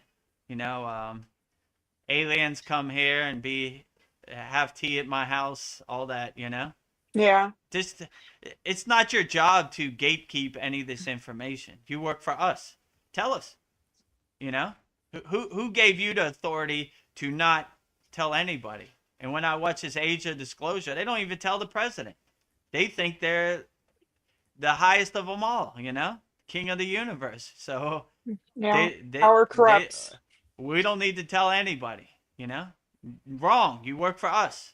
You're a civil servant. Tell us everything you know. We're not paying you to be liars. We're paying you to tell us everything. Oh, we can't tell you about aliens. Why? Oh, you'll jump out the window. It's not your decision to make. Give us everything. I want to know everything. What do you know? Tell us about aliens, Epstein, JFK. I want to know it all. Why are you gatekeeping the information or redacting the information? Here's the paper. It's got a bunch of black lines Yeah, on it's it. all black line. I don't need these black line papers. I need the truth. Oh, we can't tell you about that. It's classified. Nothing. What? Why do we need anything classified? You know, if it's gonna hurt, I don't know, the security of America, maybe. You know, but who are you to make that decision anyway? Let people vote on it, right? If we give this information, China might have some information that they need. Vote. Okay, that was the vote. We give it out. We don't give it out. You know? Yeah. Next time you go to the voting ballot box, do you want to know if there are really aliens or not? Yes. Check. Yes. You know? The vote has now come in. Well, wait a minute. We don't agree with the vote. I don't care what you agree on. You work for us. You know? Tell us whatever we want to know. You know? So no more gatekeeping. We can't handle the truth, is what they say. You can't handle the truth. Thanks, slave master, for making decisions for my life. Yeah. Right? Like you can. How do you know what I can handle? You're just making up ghost stories. You know? How do you know what my threshold of handling is? Right? They just make up ghost stories and make themselves feel better. Right? But yeah, what's that movie? A Few Good Men. You can't handle the truth. Yes, I can. Numb nuts. Bring it on. I can handle the truth. You dummy. Who are you? You know? No more, slave master. Give me the truth. You can't handle the truth. Yeah, they make up all these funny stories, you know, like you'll jump out the window. You can't handle the truth. Yeah, nice try. You know? No thanks. Give it to me. Yeah. Yeah, back in the 50s, you know, Eisenhower, he's the one who said, beware on his exit, he was like, beware the military industrial complex. And he was looking into the alien, you know, thing. And he wanted to go to Area 51. And they said, no, sorry, sir, but that's, you know, above your classification or something. And then he threatened them that he's going to take troops there. So they did let him in, you know. But, you know, limited. They probably just showed him a few things. He had to threaten with troops just to get into Area 51, the president, you know? Yeah, if you're the president, who does have clearance? God? You know? Yeah. Who's above the president of the, you know, the commander in chief, the highest guy, right? Look how they look at our own president. I mean, what does that say about us, regular citizens, you know? They definitely like losers, sheeps. You know, slaves, you know, gross, you know. They tell the president to F off. They could definitely tell you to F off. So, yeah, like, what do you mean? I'm the commander-in-chief. I'm the highest-ranking person in the whole United States. Show it to me. You're higher than me? Who elected you higher than me? Yeah, okay. Come in and see the aliens. Don't tell nobody, you know. So I really hope. And they said this in that movie, Age of Disclosure, that Donald Trump said, this could really cement my legacy. I'm the president that said, yes, there are higher intelligent beings from out of this solar system or whatever, you know? I hope he does say it. Come to the podium and say it, you know? That'd be cool. Keep our fingers crossed. Yeah. Keep your fingers crossed, yeah. You know, they're out here, you know. So we'll see. It's slowly trickling out. The problem is they know the news cycle is 24 hours. So, you know, they leak stuff and then they say, oh, you know what Kim Kardashian did today? Yeah, distraction. And then you forget about it, you know, distraction. So, I don't know. Hopefully 2026 we get some real disclosure. I would like to see Donald Trump at the podium with a real gray or a real Nordic or whatever it is, reptilian even, I don't care, whichever, you know. He's there. I would like to introduce you to my friend, you know, Lizard Man, you know. Oh, what do you have to say? Crispy Rosu. Okay, well, that's interesting. You don't see that every day, but Okay, at least Donald Trump's giving it to us straight, not trying to gatekeep it. Oh, Today Darren Carter's here. is an interesting day at the White House. We have a nice special treat for Christmas. Uh, a gray and a Santa Claus hat. Merry Christmas. Merry Christmas. Peace be with you, all of you. What is it? The interesting Christmas in 2025? Yes. I wipe on my eyes. Wake up, Vedagurudev. Is that an alien with Donald Trump at the White House in the press conference? Man, this is a crazy dream. Yeah. What? It's real. Oh, wow.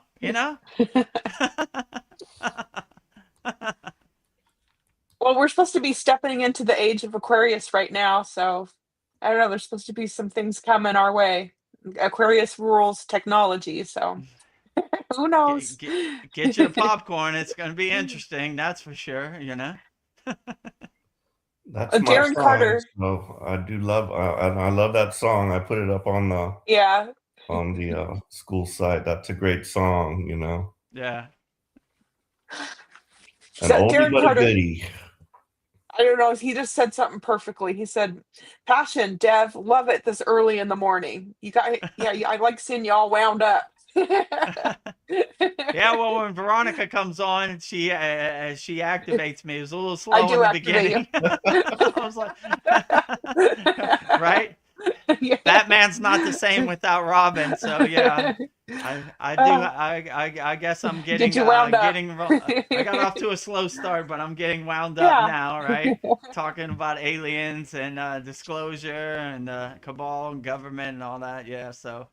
Yeah, give you some passion to jumpstart your engine there in the UK, where it's probably pretty cold. Like, ooh man, I need to jumpstart my engine. Here comes Vedagurudev with his zingers and his soapbox. Let me stand on my soapbox. Bright-eyed and bushy-tailed in the UK. Bushy-tailed. They had that cartoon called The Wonder Twins. Have you ever seen that? Yeah, that sounds familiar. Wonder Twin powers activate. Yeah, exactly. Wonder Twins power activate. Yeah, exactly. Well, Darren Carter says something massive is happening. We can feel it. Yeah, I feel it. Something is around the corner. Yeah, something is happening. I would say that the elites, the liars, their days are numbered. We're starting to see the Wizard of Oz behind the curtain. They try to run to the finish line during the C word, and it woke up a lot of people. Like, nah, they don't care about us. Mandate us. Their currency is fear. Every night on the news, the numbers. This many people aren't here anymore because of the C word. Blah blah. You see their playbook is lowering our frequency. But when we start saying, nah, no more, I don't care nothing about this. We're fearless, We're fearless yogis and yoginis, and we don't care about this, And you see the storyteller for the story he is, the Wizard of Oz behind the curtain, So, yeah, no more. We don't believe you no more. The boy who cried wolf. Woof, woof, woof, woof, woof, woof, woof, woof, woof, woof, woof. Charlie Brown with Lucy with the football. Charlie Brown, today's your day. Kick the football. Whoop, whoop, whoop. Epstein list. Whoop, whoop, whoop. Disclosure. Whoop, whoop, whoop, whoop, whoop. So they're always pulling the rug. They're always pulling the football, But yeah, I look at them like the boy who cried wolf. Like, yeah, sure, whatever, I don't believe you no more. Liars telling lies. We're not in Kansas anymore, Toto. No. Yeah, we're not. We're definitely not in Kansas no more. I don't even know if Kansas ever existed, It's probably they've been running this playbook since the dawn of time, Definitely before my time. So, yeah, but if you see the pieces on the chessboard, the Wizard of Oz behind the curtain, then you start to laugh at it like, there they go again. Lucy's pulling the football. That's what she does. We're going to disclose everything. You put me in office, we'll disclose everything. Okay, there you are. Let's hear it. Well, nothing to see over here. Yeah. So another day at the office, you know. All right. Well, I'll take what I could get. I like that movie Age of Disclosure. If you've never seen it, it's not a movie, it's a documentary about aliens, and it's got some pretty high level people in there, so check it out if you got a chance. Age Yeah. of Disclosure. I think Just watch out for those flying monkeys, Vedagurudev. oh, Those are I know they scary. whoa. scared you. Yeah, they definitely. I hid under my bed for many a year from those Wizard of Oz flying monkeys. You know, I wasn't scared of the Wicked Witch of the West. I was Yeah, scared about those monkeys. Look out the yeah, window. Where they at? I know they're around here. Oh my God. You know? yeah. Yeah. It's so I, creepy. I, I would tell you when I was younger, the thing that scared me the most was The Exorcist. I was Oh, me traumatized Oh, too. by that's a that. yeah, Whoa, the pea soup and the head turning. Oh my God, I couldn't sleep for like a year after that. You know, I'm dating myself, but yeah, the flying monkeys were up there too. Exorcist, Exorcist was hardcore. Like I was yeah, like, damn, you know, I yeah, didn't even want to leave my house, right? You know, I couldn't go to sleep. You know, yeah, the Exorcist. That was the one yeah. that hit me the hardest when I was younger. I was like, damn, I shouldn't have watched that. Now I can't unwatch it, you know? Yeah, probably messed up the actors in that movie too. I wouldn't want that. Ugh. Like a lot of negative Yeah, energy. that's what they say, right? But yeah, wow. Well, Darren Carter says, "Look how quick time is going, and other loads of glitching going on." Yes. Like, Yeah, time is definitely sped up. There's a lot of glitching I see out here in the simulation and the Matrix, you know? Like, yeah, I agree with you, Darren, my brother in the UK. It's speeding up. I don't even know where this whole year went. What is it yeah, right now? It's December 10th. Like it seemed like yesterday was New Year. Like, you yeah. know, I know we made a lot of progress in our Kriya yoga school, but I don't know where the time went. It It just is going pretty like fast. like Darren said, it's a super speed up. I was like, what? You know, and I do catch glitching a lot. You know, I was like, okay, you know. I sometimes out the corner of my eye, my favorite glitching is Babaji smiling and winking. Yeah. Mataji. But sometimes there's some glitching like, I don't know, this matrix of simulation is starting to break, you know? It's starting to crack, you know? Yeah, all the Mandela effects and everything. True. Well, this is maybe something that you have some thoughts on too, Paul. Like, I don't know, growing up, I grew up in a small town, Grass Valley, California, and I remember that there was a lot of churches with bells. I don't hear Mm, bells anymore in churches anymore. And apparently, like hospitals, if that was like to heal you, you would like be in the frequency of the bells, and that would heal you. And then I keep seeing videos of like all these bells being lined up and they're being destroyed, and like the mm, Himalayan singing bowls, those are healing. And like you mm. wake up your deities with a bell. And I was just thinking True. how powerful it would be to like have these huge bells all over, wherever you're living. Like that, if that does heal you, then we wouldn't need doctors and pharmaceutical drugs to heal us. But I don't know if you guys, I don't know, that just keeps coming in my timeline of like bells being destroyed, and you see them all lined up and the bells are all cracked and useless. But Well, I if think, if they destroy bells, that's their problem. In my house, I have a bunch of ohm wind chimes, so I have yeah, bells all over, like yeah, you get your wind bells. wind chime, and I do my puja. I ring the bell to wake up each deity and offering the sound vibration to each deity. So yeah, I mean, whatever they do, they're gross and they're dirty anyway. So if they destroy bells, that's their karma, not your karma. If you enjoy bells, have as many bells around your house to uplift you. Every time the wind blows in my house, the wind chimes go off and the bells, and I enjoy it. So, Yeah, don't let them tell you what you can and can't do. Be a free bird. If you feel uplifted by bells, have as many bells as possible around your house, and yeah, I'm gonna bell it I up. would say, yeah, bell it up. They're destroying the bells. losers destroying bells. I got all my bells. I'm ready to go. Yeah, I So, remember like churches. I remember like the churches would have bells ringing through the mm, town. It was like there I don't hear it anymore. So yeah, yeah. What a gross person to go into church and destroy the bell. yeah. Leave them to their sacred bell and ritual. Like, no, they ring the bell during mass. They ring the bell, and I like it. I enjoy it. I look forward to it. Uh, who who are these losers out here destroying bells? Get lost. Leave the Yeah, what bells is alone. I'm trying to remember. It was like monks at the beginning of the year they'll ring a bell like 108 times. And Of like it course, just yeah. yeah. I mean, the Himalayan mountains are a 24-hour symphony of bells. Yeah. Yeah, all vibrations. Like, leave those monks alone with their bells. I like it.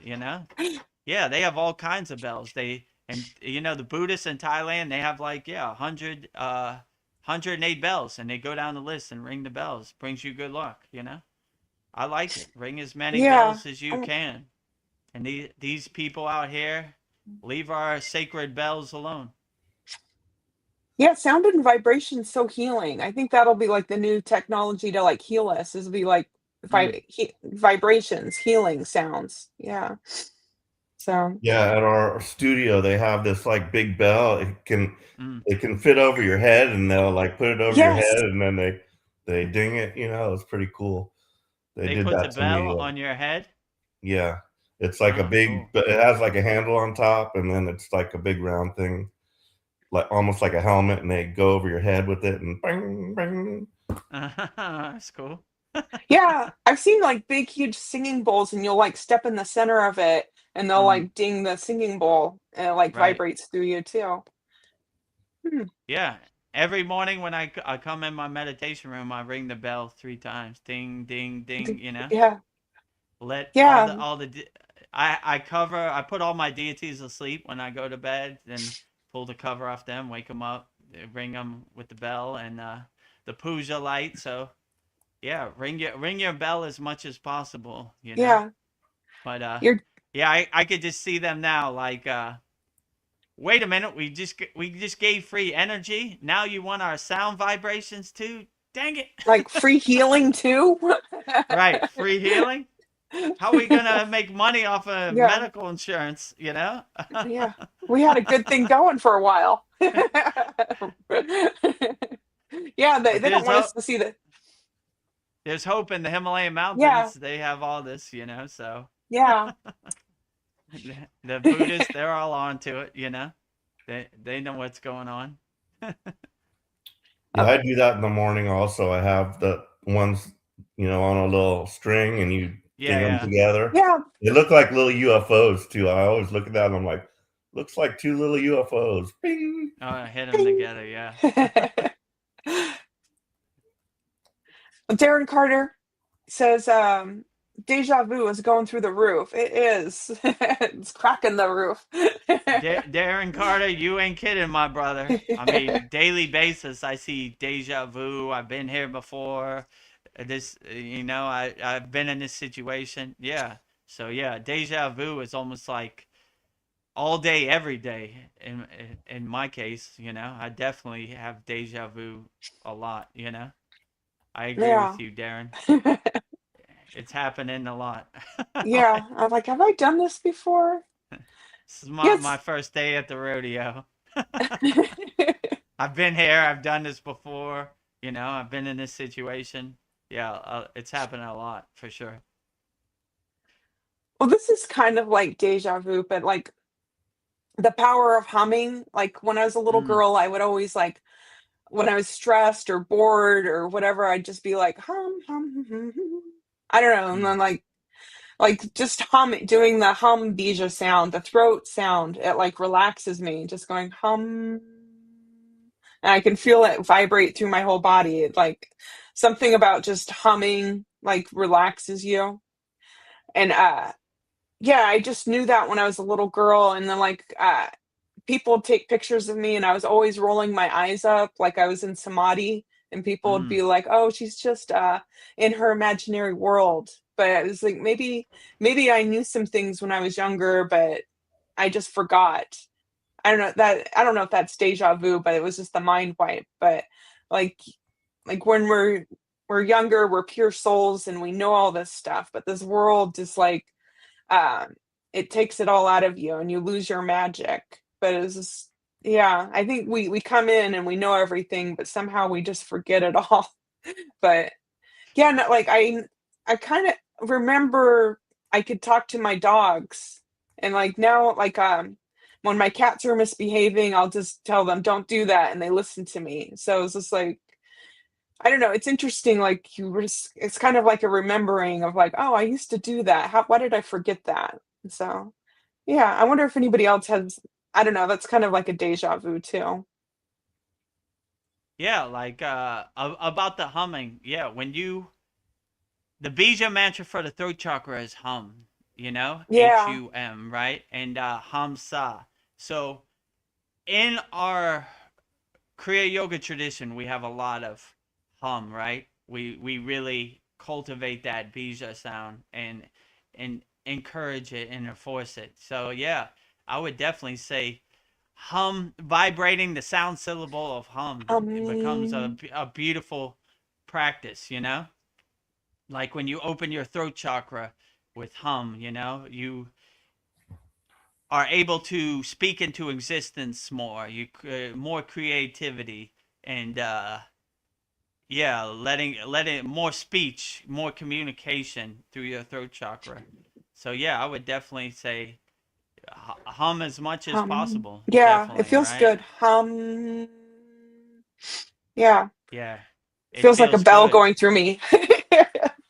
And if you Yeah, ever feel like scratchy throat or cough, definitely lean into hum, right? yeah, HUM in your throat chakra. Yeah, but yeah, I would definitely say this is not my first day at the rodeo. Like yeah. I find it highly unlikely that I came to this Kriya yoga path. The only thing I can kind of make sense of it, I think when I was on the astral plane, I was like, I want to go before I sign my contract. I want to go as far off the Kriya yoga path as I can and see if I could find my way back. And And you did. it took me over 40 years and it was a bumpy ride, Yeah. right? A lot of obstacles, a roller coaster, right? So but yeah, so I've and when I was in the Himalayan mountains, a lot of yogis were like, "Who are you?" And I was like, "I'm Vedagurudev." And they're like, "Nope, that's not who you There's are." some, yeah, I can't put my finger on it, but you were definitely this is not your first time on this plane, You definitely couldn't have this yana, this wisdom, and this knowledge that you have by accident. It just doesn't happen that way, And you radiate this certain kind of glow and this certain kind of energy that is very rare, that I've never really seen, and it's I don't know. It's not your first day at the rodeo. Who I was or what was my past incarnation, I don't really know, But yeah, I really feel this is not my first day at the rodeo. yeah. I don't know. I remember when you did your interview with Chad. I don't know. There was something about you. I was just like, I don't know why you see. I don't know. You like your magnetism or charisma, but it was just like I think he's telling the truth. I believe him. You had some. I felt like you had some knowledge to share. Mm. So yeah, If you but love Baba G, I love you. yeah. Well, I guess I better love Baba G or Mataji. uh, um, let me think. I don't know, something I've been thinking about, does everyone really deserve forgiveness? And I say no, but then I deserve peace. But when I come from the perspective of there was never a you or to hurt nor them to blame, everything feels quiet and peaceful and lighter. And I'm not carrying all this anymore. And I don't know, I just came across a nice quote that says the ocean does not hold grudges, it simply Mm. returns to calm. So just like, Yeah, I like yeah, that. let the ocean be calm. And some people do some pretty evil stuff, and it's just like, yeah, and just like, well, they're gonna do what they're gonna do. Just let it go. Yeah, but that's But their karma. You yeah, you shouldn't try to make sense out of other people's karma. You should try to stay out of the way. And it's a good example of how you don't want to live your life. So, yeah, I mean, it's an interesting thing to think about, that's for sure. yeah, I like to ask myself, did I ever play the bad guy like in any of my incarnations? Maybe we did that yeah, ourselves. So, yeah. We might True. have, it's a yeah, part of the duality, and we have to accept the darkness and understand that that is part of the growth process. So, True. yeah. Yeah, I would definitely say for me to get to this point, I definitely had to play the villain and the bad guy a couple times in incarnations. How that happened, when did it happen? Who knows? But like yeah, for you to have spiritual growth, you have to have like a polarity of something to compare it to. So I probably did something I'm not proud of in this life and past lives, that's for yeah. sure. But Let me do a 180 on this. yeah, I'm trying to go forward, not backwards. So Yeah. learn from that. Like Baby Yoda said, this is not the way. Oh, Darren makes me so happy. He says, "Old head on a young shoulders." People used to say to my ma'am about me, and he's been here before. Yeah, you've got an old Yeah, head on a young man. they always say like my guru used to say new soul mistakes, rookie mistakes, right? Like Yeah, yeah, or like very wise, an old soul, right? Has very good wisdom and has already been through the rodeo and already learned from their mistakes. So yeah, I like how that sounds. Old head on a new body. That sounds yeah, blissful, right? You carry the wisdom that you've gained in many incarnations and have a new vibrant body, right? Like, you know, I translate this into a uh, new form with an old soul mentality. So yeah.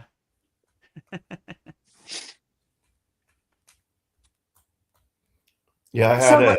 I had a dentist appointment. This is another kind of weird little Ooh, synchronicity, but I did not want to go. They said I got a crown, and they said just by X-ray, they could only see it by X-ray. They said it's like got a gap under there or something. They said some bacteria or plaque could get in there, and then eventually you'll need a root canal if that happens. But I was just like, I'm not having any problem with that tooth. I really, I hate to go in there and get that injection, and then so I got the time of my appointment confused anyway, so this is weird, but I did not want to go. I'm like, dentist tomorrow, and I got up early and stuff, and this is just like a thing where it just worked out kind of perfect, but so the phone rings, and sometimes I don't even answer that, but I look and it's a doctor or something, and I'm like, well, and it was like 7:15, and I thought my appointment was at 9. I was going to leave at 8. And she's like, the doctor's not going to be able to see you today. They're out of town or they're sick or something because you've got 8 o'clock. And I was like, oh, 8 o'clock. I would have been there late anyway. So it was like they hmm. canceled it. I didn't have to go. I mean, eventually I'm going to have to go anyway. Or just like, I'd rather just like monitor it. But anyway. But yeah, they appointment got canceled. I would have missed it anyway. So yeah, it was kind of a little weird thing that happened. Well, Yeah, like I don't know. like in Thailand, I lived my life like that. Like when I came here, I realized that they have what's called Thai time, which is an excuse for them to show up whenever they feel like it or be lazy. So now I just do what I do, and if they cancel the appointment, I look at it as a blessing. Like, all right, cool. I didn't make any plans or change my day. I just let it happen the way it happened. So Yeah. like, if someone cancels an appointment, it was like, all right, that's cool, because I'm still doing my thing anyway. I'm gonna adjust and look for the opportunity to fill in that space with something else. So Yep, I was happy. I was stoked. I was like, yeah, no appointment today. Thank you, yeah, Baba G. yeah, exactly. It was true blessing. Yeah, yesterday was supposed to be my first day at my new job, but Mm. my boss was just like, let's do it today. But yesterday I was so tired. I slept until 9 and I was supposed to be, I would have had to been there at 5. So I was like, oh, that worked out. I was too tired to start my new job anyways.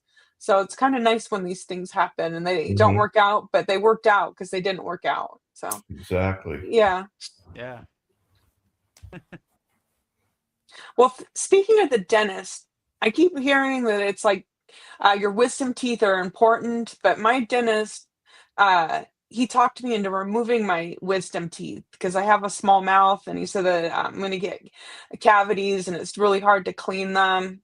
And Mm. I supposedly like if you disrupt the nerve lines from your wisdom teeth, you're I don't know, it's like important to keep your wisdom teeth, but I feel like I'm perfectly fine. But been hearing a lot of stuff that you don't ever remove your wisdom teeth, but maybe that's something that you can like blow healing energy at too, and it's gonna be fine. But or maybe like hearing that it's bad makes you think it's bad, and that you don't want that thought in your mind. But I don't know. Mine I were know. removed, and my daughter had hers removed, and Yeah, my wife just had hers removed. Um, but yeah, it makes you wonder, like, why do we even have wisdom teeth if they cause so much problems, you know? But yeah, but yeah, I don't think it's a problem. yeah, Yeah, I wouldn't say it's a problem. Like, you try to get us into a higher state where you're unaffected by anything, right? Like, yeah. wisdom I'm, teeth I here, still have wisdom wisdom. teeth there. Yeah, you're unaffected by it, right? Like, it doesn't make you less of a yogi or yogini if you have your wisdom teeth, But yeah, there's a lot of stuff out there on the internet that tries to get in your head and dance around, but I would just stay unaffected. If it hurts you, then that's a different story. But if you're unaffected by it, you just be like, oh, okay, you know. Yeah. They say a lot of stuff about a lot of different things, and I mean, I see things almost daily on the internet about Kriya yoga, about yoga. I'm like, come on, get out of here. I mean, look at what they say. If you open your third eye, you'll let the You devil go in. crazy. Yeah. This type of stuff. Okay, yeah, whatever. Opening it right now. No Yeah. devil. Never seen him. No experience. Ghost story that doesn't affect me. Yeah. I don't even want that thought in my mind because then it might be maybe I'll make it real. Yeah. It's like a Yeah. mind control thing. You don't even want to crystallize that thought. You want to have thoughts that really uplift you. And if you're going to manifest something, you don't want to manifest the devil. You want to manifest the Powerball lottery. Yeah. Not the devil. Manifest good things. So focus on what uplifts you and makes you Uh, better. Definitely don't invoke the devil, if possible. Darren Carter says, loads of fatigue going on around the people I come into contact with. Yeah, people do seem really tired. Hmm. Yeah, they're worn down by this Maya delusional world. It's overwhelming, and it always puts this boot on your neck, and it's always chaotic, and they're pulling you in all directions. The social media slot machine, the mainstream media slot machine. It's overwhelming. Like if you attach yourself to that, you just want to fall out and go to sleep. Like you said, fatigue. You want to go to sleep on the floor. You're tired. You're so run down by all this mass media propaganda, pulling you in all directions, the psyops, everything is just overwhelming. So I agree with you, Darren. Like, a lot of people, they're totally overwhelmed with it, and they don't have no kriyas in their pocket, no spiritual tradition. They're spiritually homeless, spiritually bankrupt. So if if you're in that situation, you're definitely going to be overwhelmed and, you know, about to pass out, at the end of the day, like from all the constant psyops in every direction you look, pulling, stealing your attention. So, yeah, I would agree to you. And if somebody out there is going through that, go to freekriyayoga.com. We'll give you some basic Yeah. techniques to integrate into your daily life. Because this world is super overwhelming if you don't have a spiritual toolbox to draw from or Yeah. some Find the right kriyas in tool. your pockets. Yeah, find the right tools. So and so you could get away from this overwhelming world out here. But yeah, I agree with you, Darren. A lot of fatigue out here. People are run down. They're overwhelmed. So yeah, have some spiritual tradition that you go to help you navigate this crazy Maya delusional world, because it's definitely crazy and delusional for sure. So Yeah. I've got a question about Gayatri, and Mm. I want to like each of the gods or goddesses, like Lakshmi is prosperity. I wanted to know exactly what how I should be focusing my energy when I'm chanting the Gayatri, because when I'm doing Lakshmi, I'm just like thinking about how thankful I am that I have everything I need, and about prosperity, and also what the mantra means. I know you've like done it in class before, but if you could go over the Gayatri mantra, the meaning of it. Yeah, Gayatri Mantra means I'm invoking the Shakti, the divine feminine energy, and I'm lighting every cell in my body with inner divinity, and I'm radiating that glowing inner divinity. I'm a walking nuclear power plant of inner divinity. Like we're lighting our inner lamp with our inner divinity and radiating and glowing that out and vibrating that out. So that's pretty much what the mantra means in a Shakti kind of feminine kind of form. Like Shiva's similar too, like radiating pure consciousness, but this is the most profound way to light every cell of your body with your inner divinity, or light your inner lamp, or obtain the divine light inside you as you. I would say that's basically what the Gayatri mantra means. I forget which class it was, but we broke down each bija mantra. But yeah, I can send you that again, Paul, if you want. Like when we give mantra diksha in our class, we go through each bija, right? Om, the primordial sound of the universe. Next, next, next, next. So it basically puts the puts together the whole puzzle and the whole meaning of it. But yeah, I could send that to you again. But from what I remember, that's what it basically means: lighting your inner lamp, radiating your inner divinity, lighting every cell of your body with your inner divinity. Okay, great, thank you. Well, guess what? Mariana's here. She says, hello, my friends. Hello. Namaste, Hello. Mariana. Yeah, Mariana, I saw you posted in our community about eagle breath pranayama. Yeah, I'm I think excited to we'll do learn it. that.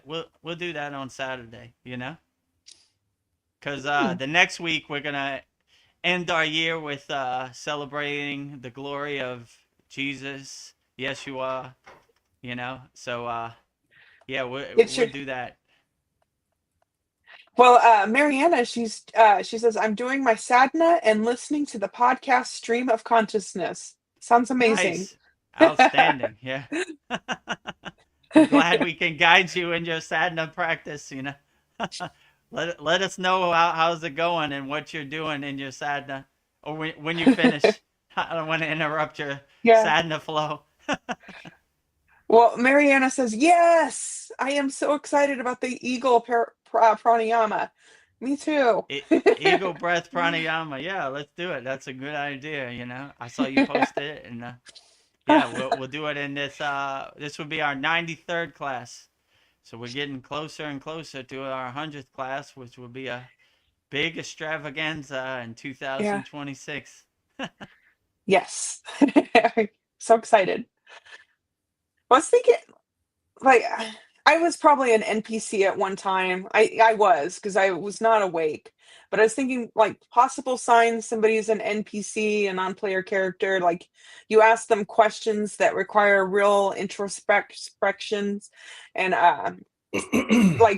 like real inner experience, and they ignore the question or they laugh nervously. Like, if you ask somebody, what do you feel when you look at the stars? Or I don't know, like something that would, like, that's like, I don't know, what is the most surreal moment you've ever had? And they get really uncomfortable, like questions Mm. that require like deep thought. So I was thinking, or like, I don't know, what's another one? What happens when we die? I don't know. There's certain people out there that get really uncomfortable if you ask them like these type of philosophical questions.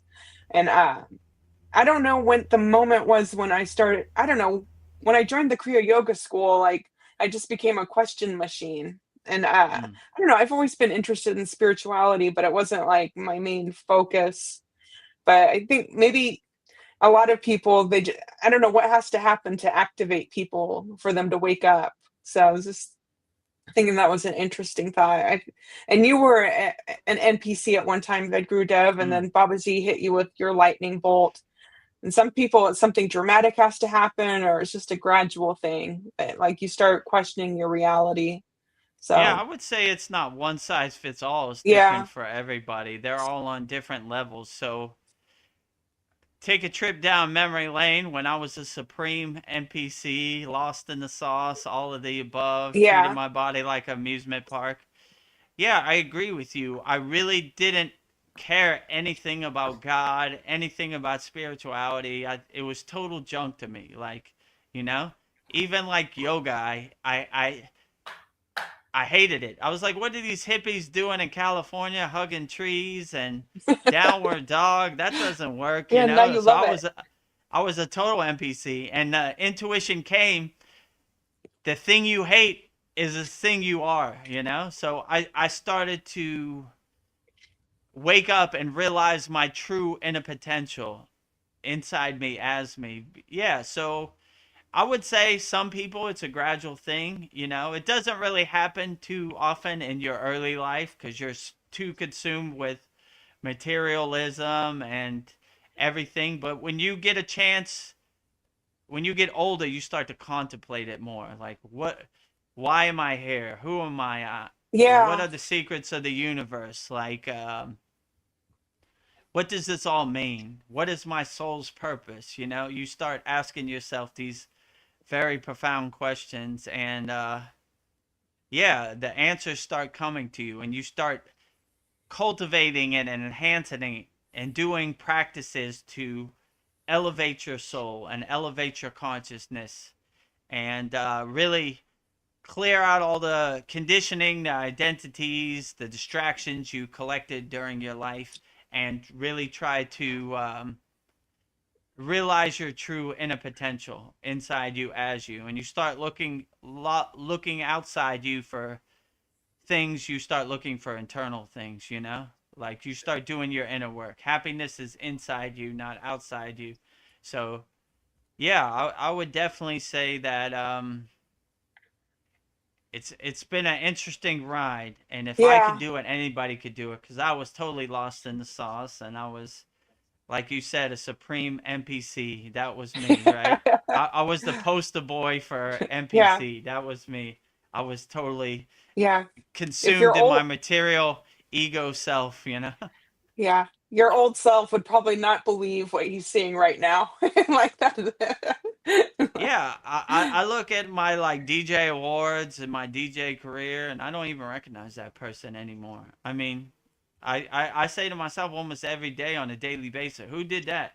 That was you. I don't remember that. I don't even Yeah, recognize that person no more. When did that happen? So, yeah, you start realizing your true inner potential, and the mask or the monkey suit you used to put on to go to work, you don't relate to that no more.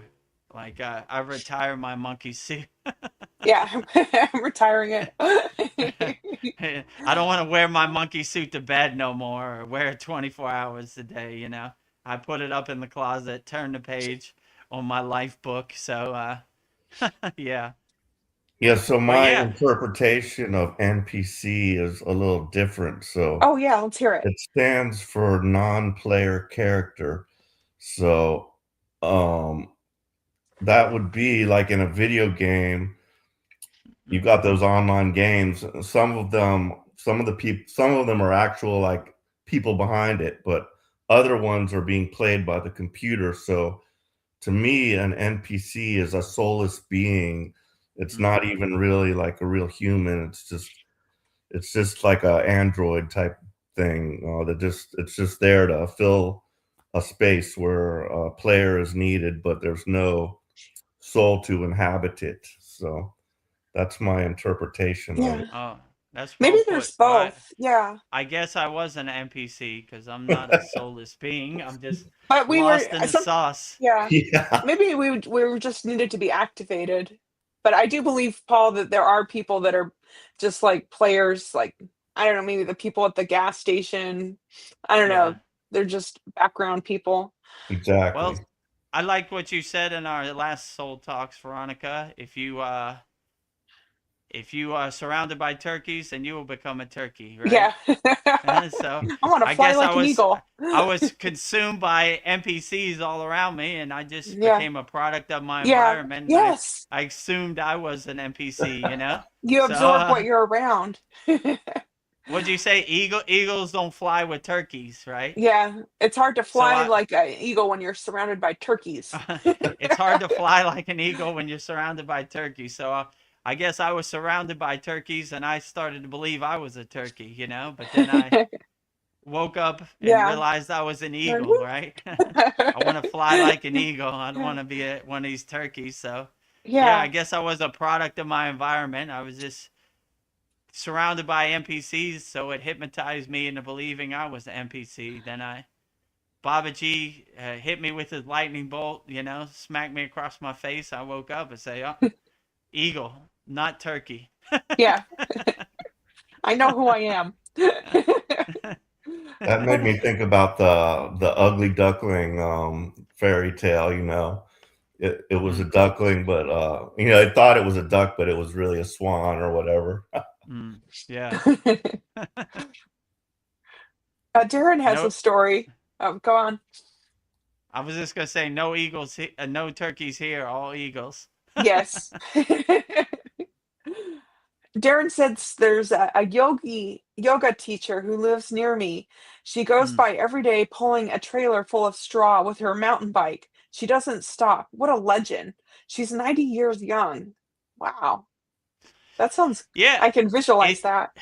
If you could do your sadhana consistently, you'd be surprised. You know, like definitely yoga is like a night and day difference for me. Like you know, like you'd be surprised. I've been in some initiations where there's like 70-year-old lady and she's doing all the advanced postures and hatha yoga and everything. I was like, damn, you know, like wow, Yeah. what an inspiration.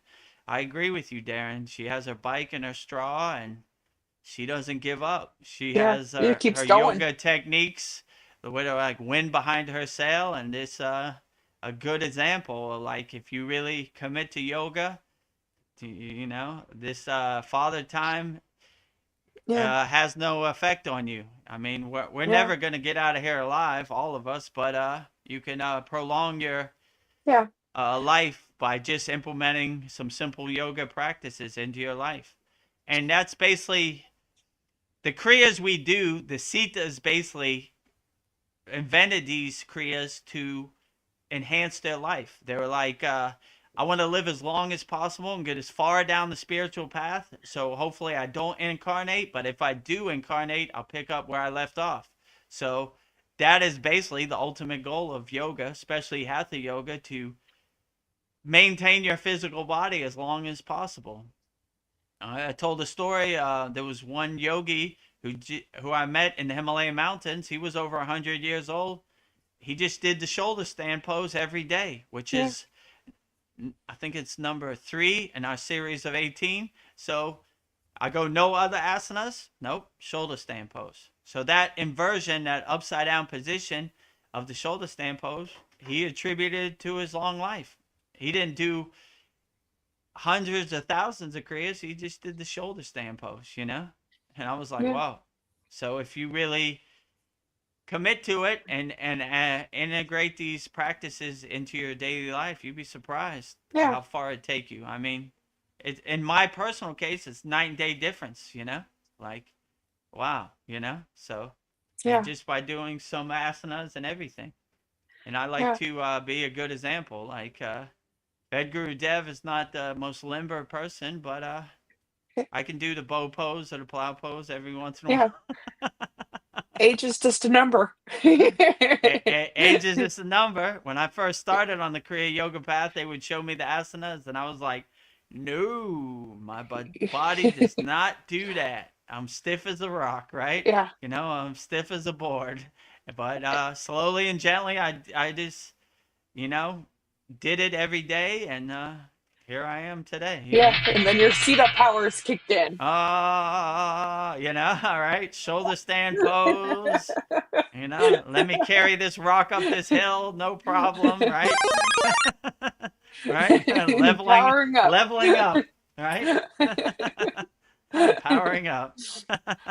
You're Yeah, unstoppable. I'll be 62 in And you February, and look like great. I got my youngest age estimate ever at the Quick Trip. I was getting my beer, and they were like, they said something about carding, and I just mentioned, oh, I'm 61, and the girl was like jaw dropped, and she was like, I would have said you were like 39 or 41 at the most. Oh, what a So that was compliment. the lowest one I ever got, but it's frequently around 45, you know, and so that's still Nice. that's a Yeah, good 15 great. years less than what I really am. But if you look at a lot of people my age, you know, oh, they're in bad shape, you know. Yeah. You know, they're hunched over, or big Yeah. beer gut, or you know, some of them are on canes and stuff. But so yeah, it's definitely in like, yeah, like when I see the yoga instructor and how she can bend, and I'm like, I'm still not there yet, but I'm like, everybody should be able to do that, you know? It's like our bodies get constricted, like it's the fascia, they call it fascia. It's like a skin, you know, like fibers or whatever that like keep this little bag of water together, and it gets bound up and tightened because you never bend that way anymore. So the fascia just adapts to your normal position. And I'm sometimes like, oh my God, how does she get her legs like straight up like that? Or, you know, how is she able to fold over like so far down like that? And I'm like, but you know, little by little I'm getting there. So I do like the physical practice, and I think it's an important part, you know. And you know, also like, yeah, just when I'm doing the physical practice, I get pulled out of my head, you know, and into my body. So, you know, I'm not thinking about all the Maya stuff. I'm just like thinking about my body and like just feeling different, you know, aspects. I'm like, oh, that doesn't feel right. Like I feel like I should be more flexible right there, or, you know, whatever. Just noticing small things like that. So Yeah. it's interesting. Yeah, when you're twisted up like a pretzel in advanced asana posture, who has time to think what Kim Kardashian's wearing to the Grammys or whatever? You know, you're like, man, I'm in here. I'm locked in. I'm locked in. Well, I've been thinking, like, when you meditate, you're cleaning the energetic field, and True. I'm not just helping myself. I'm helping the environment of everyone around me, and my peace becomes their peace in meditation. True. So I don't know, like meditation feels like kind of like mind control in a way, but also if I just sit, I've noticed like if I just sit in silence for like 30 to 60 minutes, like solutions will come to me, like problems I have, just being quiet, like all these things that are not even thinking, but it's just like whatever problems I have. I think if you could just sit for 30 to 60 minutes, like whatever issues you have, they like magically, like the answers come to you. And I just thought that was interesting. like how important meditation is. Like it could like solve all your problems. Yeah, absolutely. When you sit alone and be alone with yourself, they say silence is the best teacher. So like just by taking a few moments of yourself, calming your mind, the world kind of dissipates. It's like clouds passing in the sky. And yeah, by meditating, you really clean out your house and uplift yourself. So yeah, I would Yeah, it's say kind of yeah. meditation is very profound. I lost my train of thought there, but Yeah. I don't know, I we had it doesn't something. seem like we're doing anything, but by just being quiet, like you're getting all these downloads of like, oh, this is what I should do for this problem, and I should do this and this and this. And I'm not doing anything, but things are happening by just being quiet and doing nothing. But things, I don't know, it's an odd thing to say, but things are happening doing nothing. Yeah, like I Yeah, said, silence is the best teacher. yeah, So when you're alone with yourself, my guru used to say we're having tea on our crown chakra with God. So, or having a meeting with God or meeting with yourself. So you start to get insights and you start shedding the distractions and really focusing your energy on whatever problem you have at hand and really leaning into it. And the solutions come when you just become a good listener and just cultivate your inner silence, which is called Mona. So yeah, I always like to sit in Mona, and the answers are readily available, and I just kind of open the crown of my head, and the stream of consciousness hits the crown of my head, and I get yeah, downloads and insights. Where they come from, how they come, who knows? But yeah. yeah, very profound. Are you saying that doing nothing is actually something?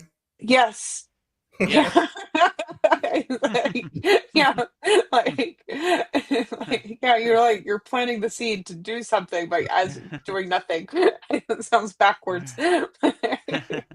Yes. It made sense in my head. Now I'm saying it, I'm like, oh, well, Paul, Darren Carter, he sent, it's all the love I send you, Paul. Thank you, Darren. We never get Likewise. enough love. Transmuting love as much Yeah. as possible. Darren says everybody is super flexy under anesthetics. Like, well, I can't say that Yeah, word. yeah. When you're under certain chemicals, you're not thinking 100% clear. So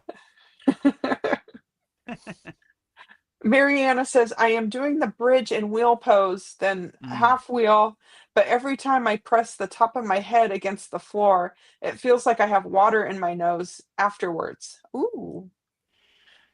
Yeah. So when you do the half wheel pose and you put the crown of your head on the floor, you kind of don't want to put a lot of pressure on your head and your neck. Just lightly push it, and you kind of dissipate the pressure amongst all four of your two legs and your hands, so you kind of evenly balance it.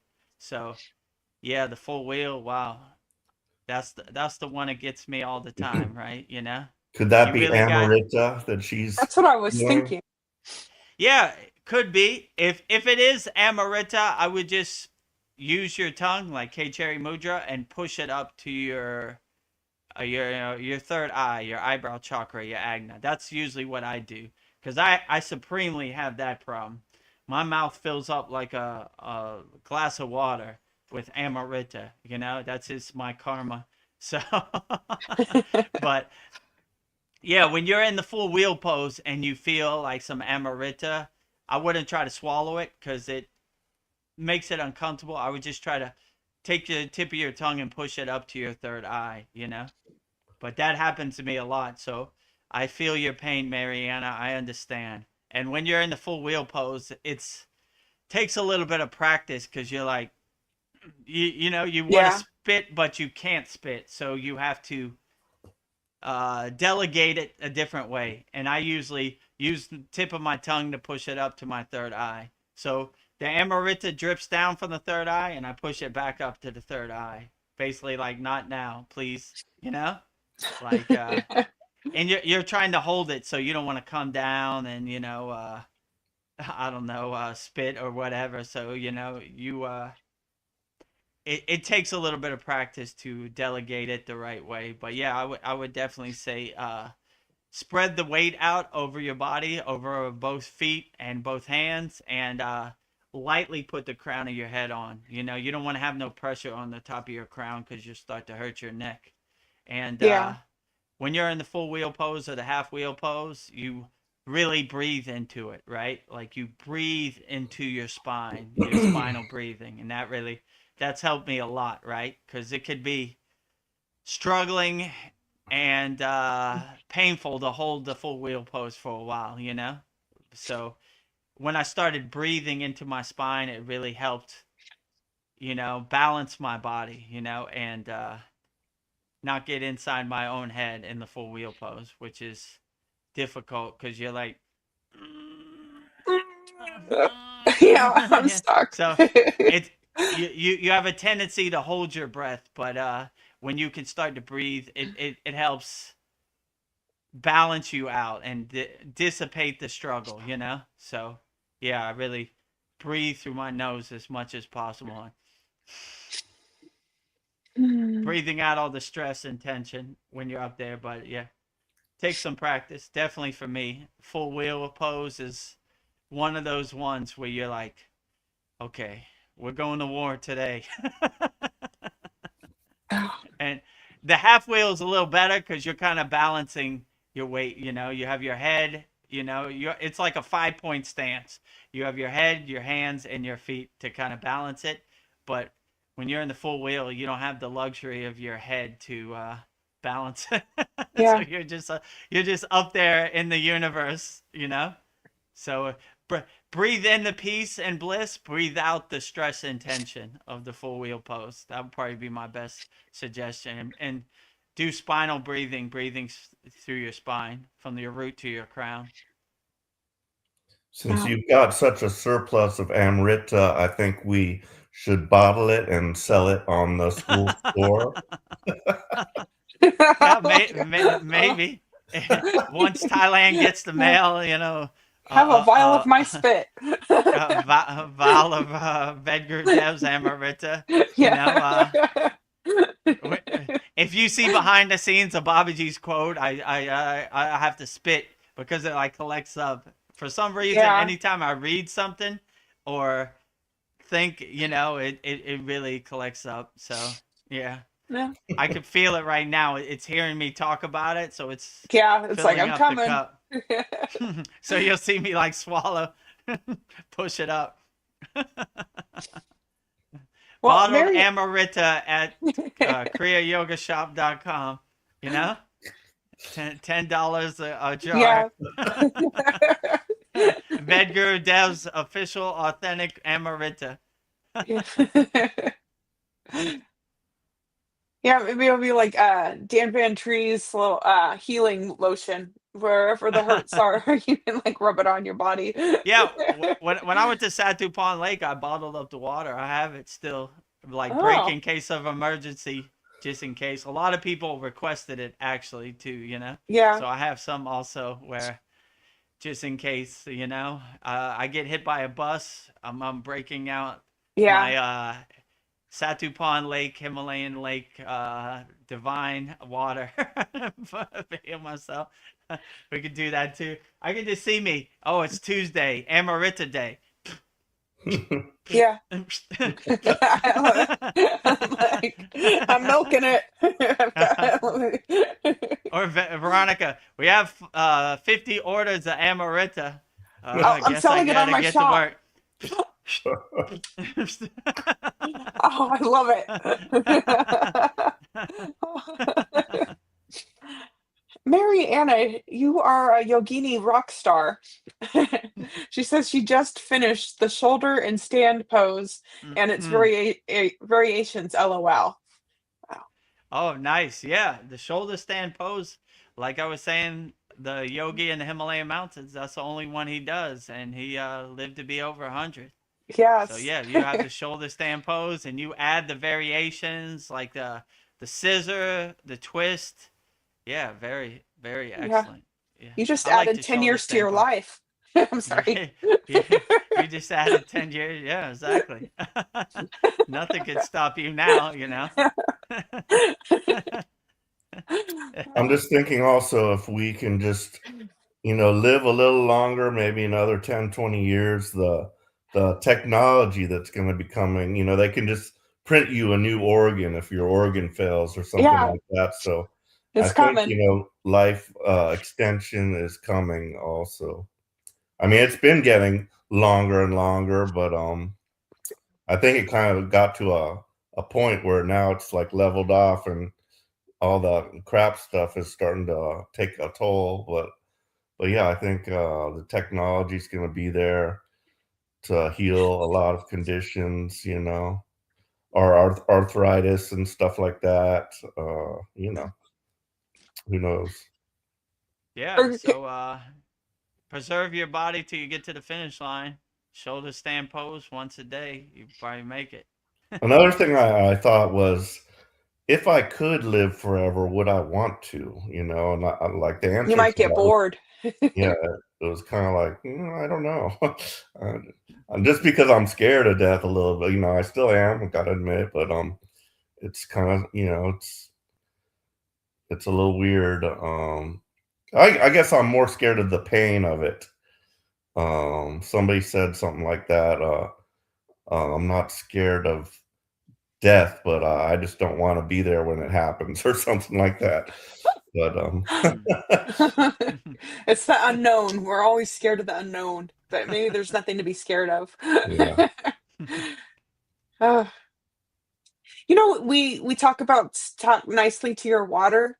What about when you're taking a shower, talking to the water that's washing you and saying nice things to the water, like thank you for cleaning my body, thank you for showering me with healing water. I don't know. I do that. I do that myself. I mean, Yeah, it I'm was thinking it. I don't actually say it, but I'm like thinking it to myself. So I don't know if I wonder if that's good enough just to think it. maybe I think so. Yeah. Yeah. So I would take the opportunity to talk to all forms of water: shower, bath, water you drink, water in your food, and all water. I would talk highly to it as much as possible. So yeah, that's a definitely great practice. Talk as highly as you can to any form of water, any opportunity you have to talk to the water in your body. Mariana says, but the rates of cancer are skyrocketing, and it's concerning. Vedgurudev, is there anything in Kriya Yoga that could possibly keep you healthy or protect you? Honestly, I'm a bit afraid of cancer.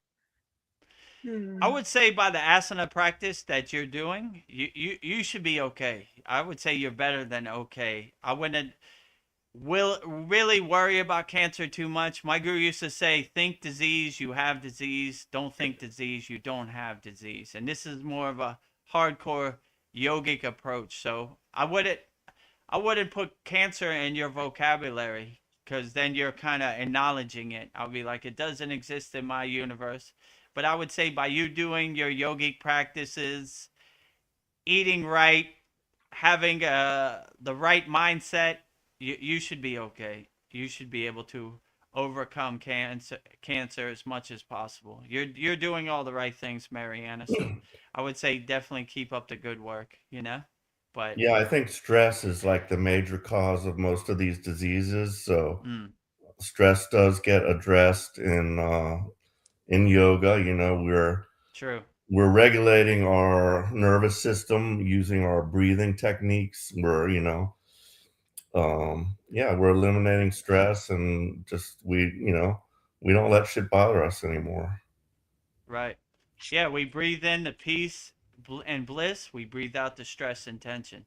So with every breath, you just breathe out the stress and tension, and you'll get to a point where stress doesn't even exist in your universe. I don't ever think of stress. So just be a stress-free yogi out there, a yogini out there, and yeah, don't, like Paul said, don't let stress get to you. Don't try to really make sense of the world. Just try to relax in a constant state of being and peace, comfort, harmony, and freedom. And yeah, you'll be surprised how these so-called things people say will affect you don't really affect you anymore. You're like, nah, you know, cancer doesn't exist in my vocabulary, in On my my vibe. dictionary. That's what Darren says. Focus on what you do want. Yeah, don't Yeah, focus on true. bad. Yeah, focus on good things, you know, not bad things. You want to invoke abundance, wealth, prosperity, good health, unconditional love, you know, your soulmate that uplifts you. And once you harmonize yourself on that frequency, then you'll be surprised of how things kind of come together. Yeah. I think I said this earlier. We don't invoke the devil, we invoke peace and harmony into our life, right? I'm not calling, hello, come over here. I want you to exist in my universe. No thanks, you know? Yeah. So all, Know all when to these walk lower away. frequencies, we don't acknowledge them. They don't exist in our universe. We only welcome peace, harmony, love, abundance. All the other lower frequencies, we leave them out in the cold and rain. They don't exist in our universe. About cancer, this is a weird thing that I did hear that I heard, and this is in England, that they actually have a law that it's illegal to cure cancer, you know. So What? it's Mm. another thing, just like the energy thing. Oh, we can't afford our boat if you don't have cancer. Like, oh, how are we going to get our money for our new boat? You know, so All right, we're Yeah. selling Vedagurudev Amrita on our shop. Like, we're gonna cure cancer. Yeah, look at that. There's a law you can't cure That's cancer. What? crazy. We should be helping people. We should be healing people. We should be uplifting people, not throwing them under the bus. Yeah, like Paul said, how am I going to buy a boat unless there's cancer here? I need a new Mercedes so I could drive around England, you know? We don't the money's not in the medicine. It's the money's not in the cure, it's in the medicine, you know? So Hmm. that's what they would say. So, yeah, you begin to see the Wizard of Oz behind the curtain. So, I would hope that they give everybody free energy. I would hope that they give everybody a cure to cancer. I would hope they do everything to uplift people and make people better. Ooh. Mariana just had a great idea. She says, I want Kriya Yoga practice white clothes like Vedagurudev has. Do we have that in our yoga store? I'll start No, looking.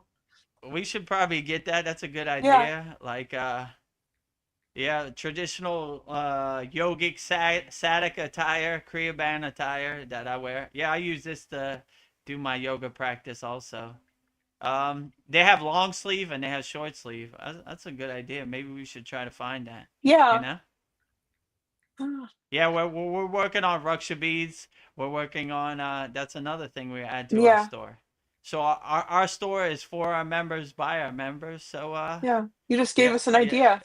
yeah, get whatever you want. That's what we'll try to get, you know, and we'll try to add to our store. So Mm, we have a one-stop shop where you could buy everything you want. That's a good idea, you know. yeah. Now Darren we Carter says, batshit bonkers Britain. Yes. Sorry. But yeah, That's we what he should said. That shit. Oh, what is batshit it? bonkers Britain. Oh, bad shit bonkers, right?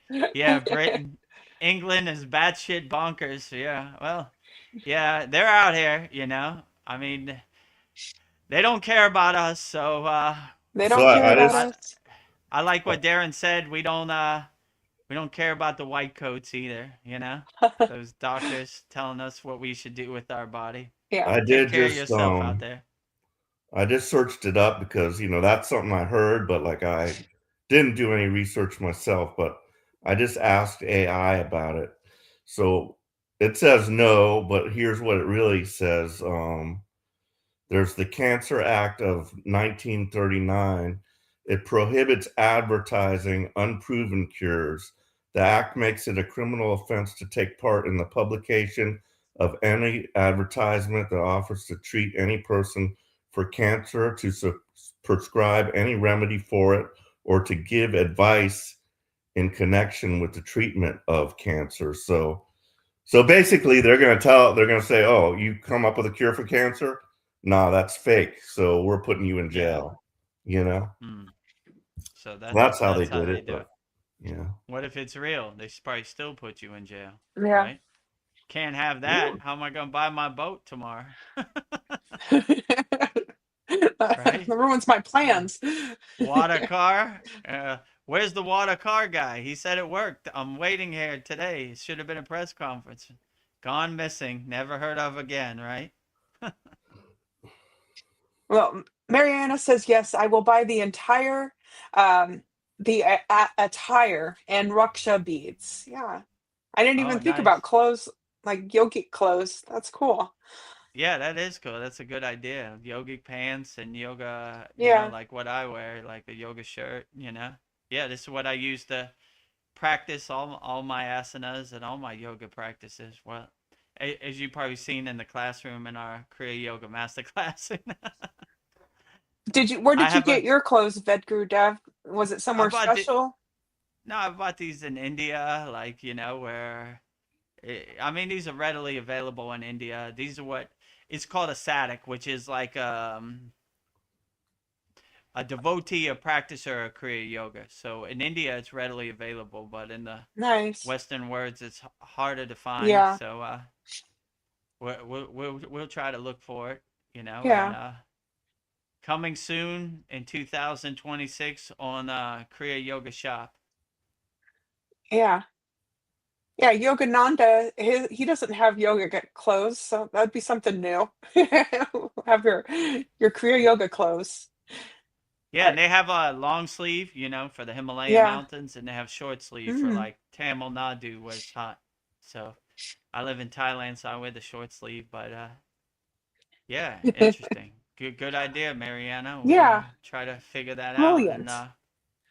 you know, uh, if you see anything else you like, it's on our Kriya Yoga shop. Let Veronica know. Yeah, kriyayogamasterclass.com. So yeah, we want to make it by everybody. So yeah, we thought the paintings are good, but if you have any other ideas or insights, we want to make it as best as we yeah. can. So basically on the shop, you don't really have to have any inventory. Like it's made to order, like whenever True. you do it. So Well, yeah, yeah, we I'd could love Yeah. to do see So both. maybe some coffee mugs. I know you have tumblers, but I gotta yeah. have me So a good ceramic coffee mug. Okay, we'll get you some coffee mugs too. yeah. If you want a coffee mug, just tell Veronica which image you want, and she'll put it on our shop and send you the link. So that's just what we have up there now, but we can adjust it for you. Like if you want a Sure. different color shirt, we can put it up. So you say I want Shiva and Shakti on the coffee mug, and Veronica can make it and set it up for you, and you could order it. Nice. Uh, Yeah. So basically, on our shop, it's linked to another thing called Printful, and they basically drop ship it. yeah, Whatever you order, they send it directly to you. So we don't need inventory. Only thing we would need inventory for is like Ruksha beads or clothes, but we'd have to see. yeah, Hopefully we can find a partner and just they drop ship it directly from there. I mean, I was going to try to send it from Thailand to Veronica, but for some reason they blocked the mail yeah. to No can America and do. coming from, yeah, they won't let it. So the saga continues. We'll try to go through the back door. We'll try to figure out a way. Back to Darren Carter, he says the book burners are trying hard. They sure are. Like, Those dirty book burners are definitely trying to, capture your consciousness, steal your attention, don't think we've done all the thinking for you. Thinking is a sin of pride. All their stupid sayings that they have. Freedom is not free. All of the above. Yeah, there's book burners, right? We can't have you thinking for yourself. That's uh-uh. our job. Your That's job is to be a good slave or a sheep. yeah. We don't need thinkers. Thinking is a sin of pride. Yeah, Mariana says, yes, I will buy Veronica's art too when I get some dough, LOL. Oh, that is Okay, very nice of at you, your own Mariana. pace. And if you want to join me, Veronica, Paul, Darren, Brendan, Tony, Sasan, we have a lifetime offer where you never pay again in the Kriya Yoga School. Yeah. Let me see if I can find it. It's around here somewhere. Well, Right here. Is this it? Yeah, there you go. So yeah, just email me. There's my email, and whenever you get some dough, whenever you get your tax credit, let me know if that's something you're interested in. And you never have to see that pesky credit card charge ever yeah. again on your bill. But Well, at your own time, at your own pace, whenever you're ready. well, Mariana, if this shop takes off and somehow I'm making a boatload of money, I will help you, Mariana, pay for your year membership, so you never have to worry about that pesky bill. So Yeah, I'm putting it out there. free year memberships year round. Yeah, because you deserve it. Uh, Darren Carter says we have unlimited intelligence and we chose to waste it on the negative. How barmy are we? How barmy are we? Balmy, yeah, yeah. So It's I agree. When you realize your true inner potential, you start to laugh at this Maya delusional world like it is. Like, why am I wasting my time on these mindless videos of Kim Kardashian or the what my so-called football team did, and what the Prime Minister of the UK is doing today. All this is junk. But when you realize your true inner potential, you really see. You start doing your inner work and you start focusing on what serves you in the present moment, and all these balmy things dissipate and dissolve like butter in the sun. No more balmy. I'm I'm gonna learning switch your over to YouTube, guys. okay. Okay, yeah, Always a good to have pleasure. you, Paul. Thank you. The Thank you for pleasure is joining us, mine. Paul. And if any of our Kriya Yoga School Masterclass members want to join us on screen, Yeah, you're always hop on. welcome. Just click on the StreamYard link I sent you in the school DM, and you could join us anytime. But yeah, have a great week, Paul. Glad to see you, and see you in our 93rd class. We'll be reviewing the 3 new techniques we learned in the 92nd class. Getting Yeah. closer and closer by the day to our 100th class, our big extravaganza. Yeah. Let's see. Oh, let me go back to the comments. Earlier, I was trying to go back to the comments and I accidentally hit the end stream, but luckily I didn't end the stream. I was so scared.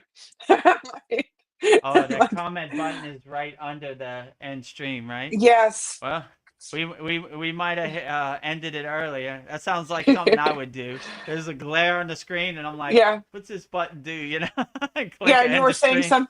you were getting wound up and saying something profound. I was like, and it said, "Are you sure?" And I'm like, "No, I don't want to do that." Oh, well, at least it gave you like a "Are you sure?" message. That Yeah. was good. Mariana says, yes, Darren, you're absolutely correct. You are absolutely correct, Darren. Yeah. Darren tells no lies. Yeah, Darren is there. always correct. Yeah, he is on the money. I welcome Darren's insight always from the UK. Outstanding. All right. I got a new word for my vocabulary. Balmy, right? Balmy. Oh. I'm learning things here. Mariana says, yes, $200, but I would like to donate 300 regardless. You've done so much for us. Never Oh, enough. it's okay. No pressure. Whatever you feel in your heart, that's perfectly fine. I'm just happy to have you as a Kriya Yeah. Yoga School Masterclass member, A1 Day 1 member, so no pressure over here. I appreciate your energy always, Mariana, and I'm glad to give you some techniques to help you navigate this crazy Maya delusional world. Very overwhelming. Yes, certainly is. I don't know. You inspire me, Mariana. Your sadhana practice. You are a rock Yeah, star. Like, absolutely. Right. Mary, Mariana says, I am just praying for the revenue agency to approve my appeal for tax credit. I really, really, really need it to pay my credit card debt and renew my passports. You're going to get it. It's coming. Yes. So we'll put that out in the universe. Give Mariana her tax credit, Yes. Canadian government. So be it. It is done. Hmm. We feel it. We live it. We believe it. We know it. It's got to happen. We It's, harmonize ha- it and manifest it on the frequency. it's Tax on its credit way. coming soon. In the mail. Check is in the mail. The appeal has been approved. Yes. Well, we talk about everything here, so this is kind of a spicy comment question, but is the female orgasm a portal to God? Is creating life the most powerful creative force? If God is love, I was just thinking the sacred energy through exchange through sex, a portal to God, especially if it's true divine union of pure love, not ugly sex, but I don't know. I was thinking when a man truly loves a woman and a woman feels safe, maybe it's like transcending physical sensations into pure spiritual realization. I don't know. Not many people get to experience that, but I was thinking maybe that's like where both partners are equal to experience that Shakti creative energy, like manifest a really healing life force. I don't know. That might be a way to heal yourself too, but I don't know. There's a lot of things that would have to come into play to make that happen. But I don't know. I was just thinking maybe that's a way to God too. Yeah, in the Kriya Yoga perspective, it's a true blessing, right? So Kriya yogis and yoginis don't have sex to have Yeah. sex for Yeah, pleasure. not They have ugly. sex to merge two energies together to create a beautiful blessing, a conducive environment for a new yogi to be born and come into this world. They say there's a very long line for souls that are trying to come into this physical plane in a yogic family. So it's very few and far between, but once those two divine energies combine, like Shiva and Shakti, like Veronica's painting, the divine union, then it becomes a spiritual practice. So I wouldn't say it's a pleasurable practice. It's a more of a spiritual practice that of two souls coming together to create a conducive environment for a new soul to be born in a yogic family and a tradition of parampara.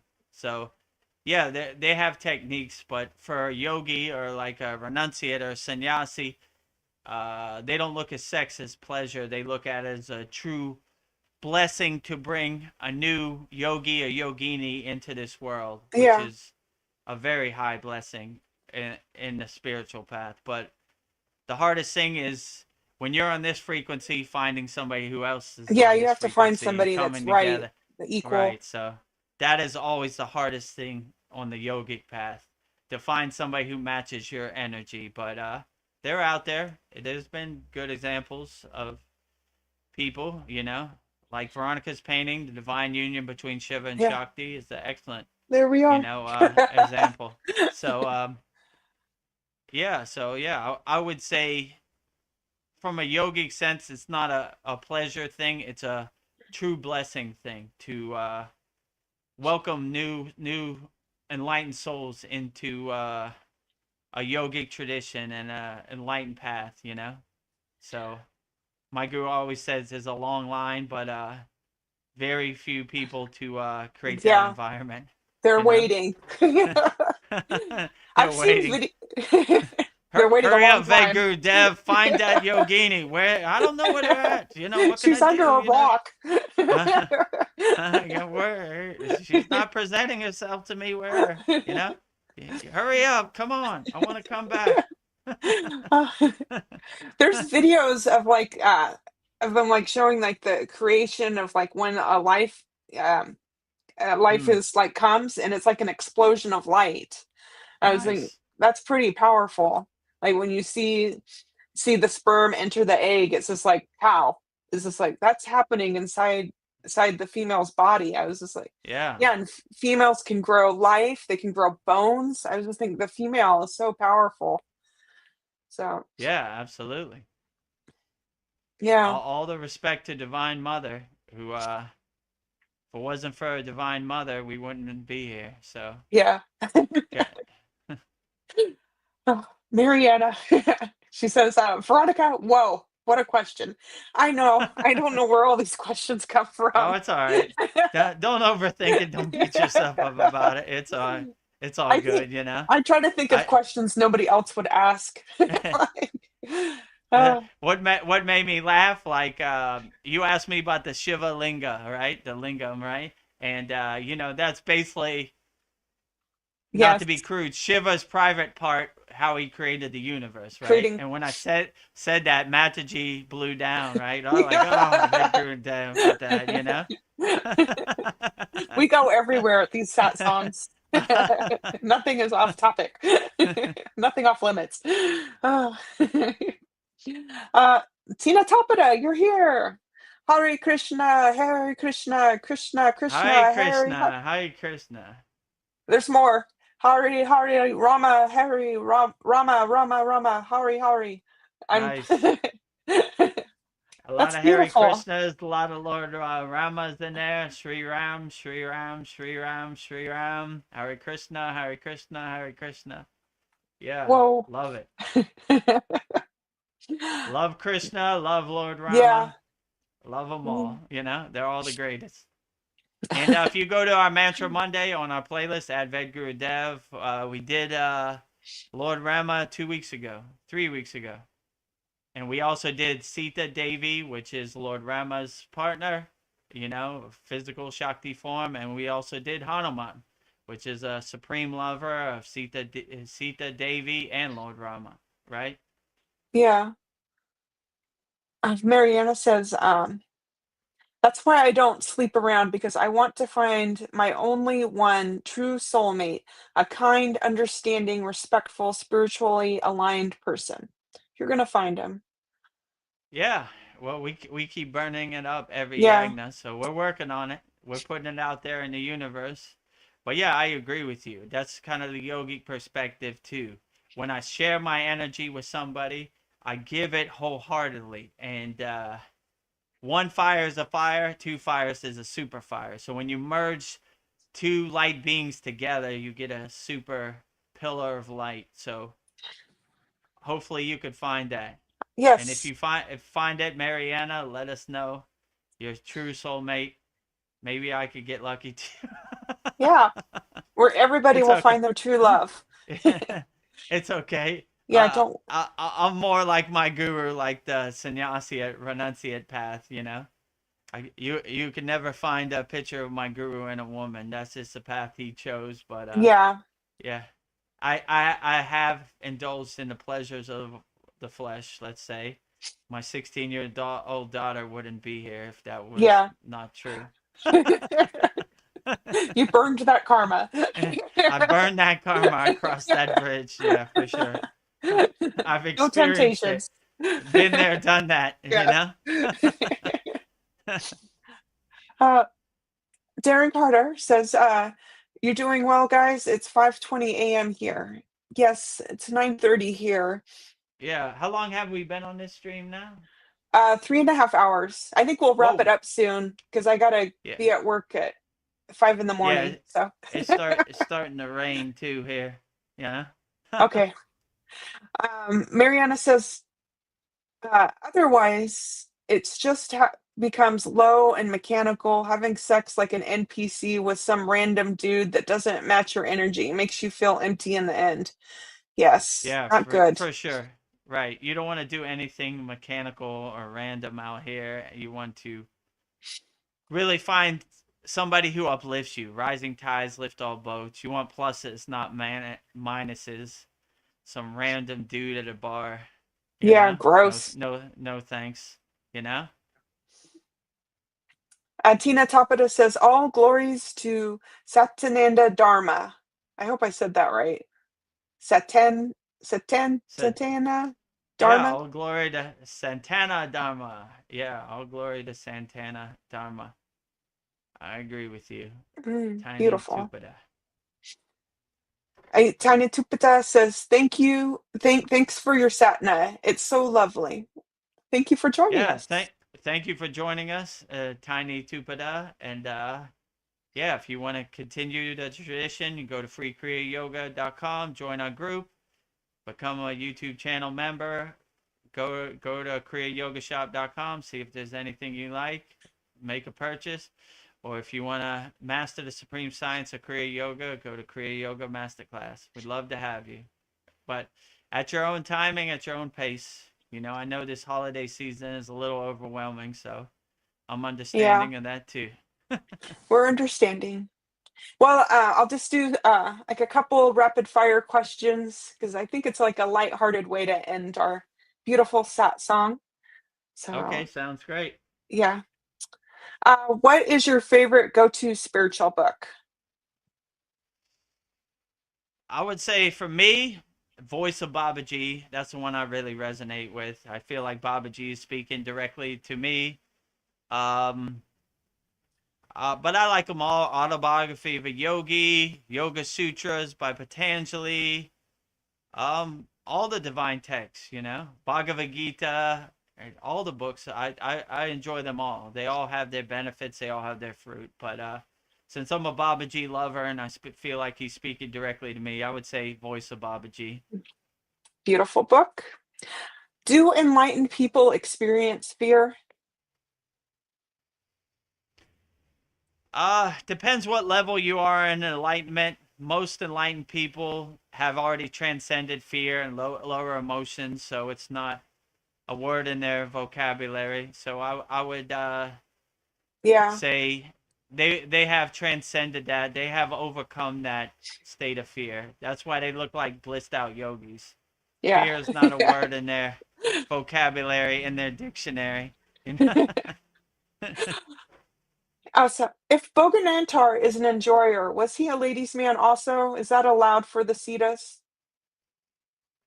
Well, the problem is with yogis, there's no opportunity, and Mm, y- yoginis aren't. They're on a renunciate path too, so it's yeah, like it doesn't. I don't know if Bogunandar was an enjoyer and the opportunity was there, and it was somebody whose what would energy he stop them? connected with. Yeah, what would stop him? He has no rules. He enjoys whatever is given to him. So yeah, I would say if Boganantar had a chance to enjoy, he would take that opportunity. He was never one to shy away from enjoyment, as the story goes. So whatever he did, he enjoyed it to the fullest. So if that opportunity was presented to him and he wanted to engage in that, he would enjoy it to the fullest. Yeah, You know, and whatever yogi got the divine Sita energy from Boganantar, what a true blessing that is, yeah, because he's up there. He's my yeah. one of my favorites. You know. No, Bogar. There will be a couple Bogars. Bogar in and out. Bogar, he was an enjoyer. He was definitely an enjoyer. Bogar means enjoyer. I saw a book. It was called Autobiography of a Bogey, which means enjoyer. So, Mhm. Well, my earbuds just went out, so I'm going to give you a question how I changed my earbuds. What is the difference between frequency and vibration? vibration kind of shakes. Frequency is kind of a wavelength, right? It's kind of a sound that they're similar, but it's different. Vibration is like a shaking kind of a vibration, right? And a frequency is like a wavelength that you harmonize and align yourself with that frequency. So yeah, that's what I would say is kind of the difference. You know, Yeah, vibration is shaking.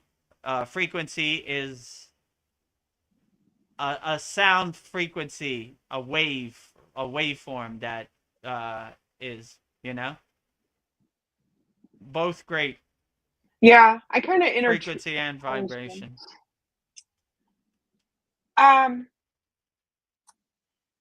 You get one mantra in your pocket. What do you choose? You only get one mantra that you can only use. Internally or externally?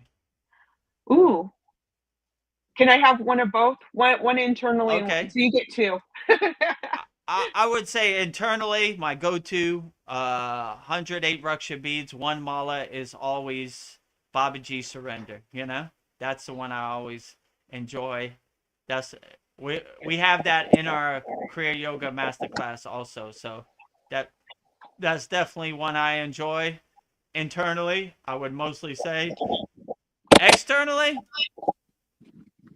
I would probably to balance it with the Shakti energy, the feminine energy. I would say Gayatri mantra. I like to say externally, you know, just to give it some balance, you know. So Babaji surrender, Shakti mantra internally, externally Gayatri mantra. Oh, what a great answer. I don't know. My last one will be like a current events one right now. Do you think Trump is helping the world by being a disruptor and waking us up in a way? I don't know. I don't really think about it too much, you know. Yeah, I just kind of do my inner work, and whatever happens, I just get my popcorn and watch the monkey show. Not my yeah, monkeys, not my circus. So I don't know. Is he disrupting? I don't know.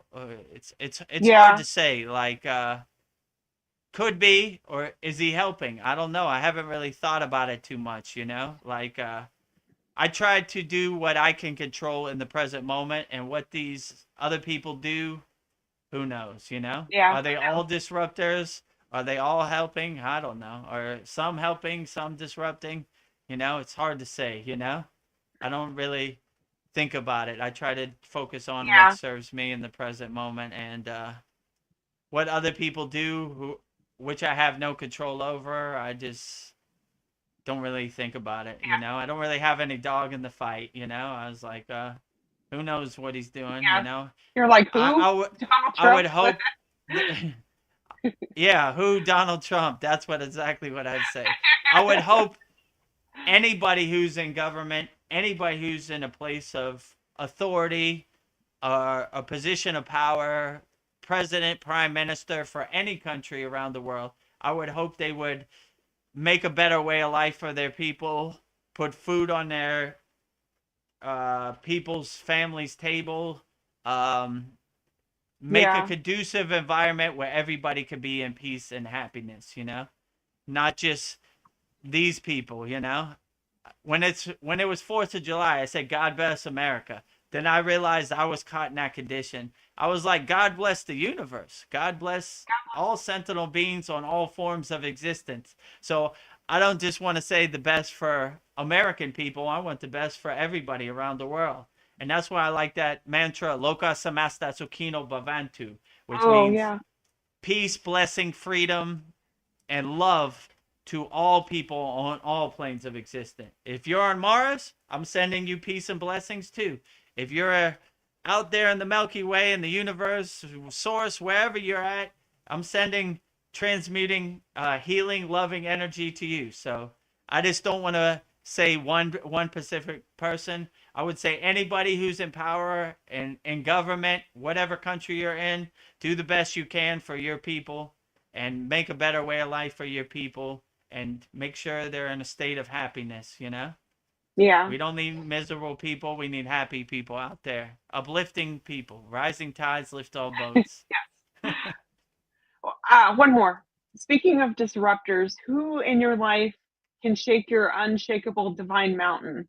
I know mine's my husband, but Oh, that's easy. My 16-year-old daughter is a master button pusher, is a master distractor, is a yeah, master getting in my skin, dancing around, you know, but she's my child. She's my blood. So, you know, like she knows where to yeah. get me, you know. I was watching our 40th class, and she decided to order food when I was on the live class, and I live in a gated community, so she needed me to open the gate. So yeah, that was a good example. Watch the 40th class. You'll see Yeah, Vedagurudev lose. It's cool. it's a divine comedy. Right. So I'm not above it. I have my moments. I would like for my 16-year-old daughter to happen the way I want her to happen, but she's a individual free bird, and she comes from a lineage of free birds, so she has her own path. So I have to be understanding of that, and I have to understand when I was 16, I didn't listen to anybody either. All I wanted to do was skateboard and play video games or whatever. So I didn't care about nothing. You Yeah. know. Well, Darren Carter says, thanks, Dev. Love you always. Thanks, Veronica. Love you always. Stay bright, yogis. It's all a test. Yeah, it's all a test. Stay bright-eyed and bushy-tailed. All yogis and yoginis out there. Love you, Darren Carter. Love Donna. Love all my UK people. Love everybody around the universe. Sending unconditional love to all you, wherever you're at. Darren says, your big heart makes you a soft touch, Dev, just like me.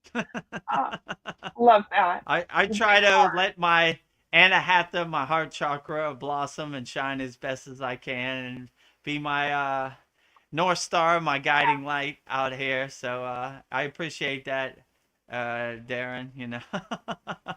I try to love big, go as big as possible. Love is unlimited. You get love, you get love, you get love, love, love. Everybody gets love, Transmuting unconditional love wholeheartedly, being a nuclear power plant of unconditional love.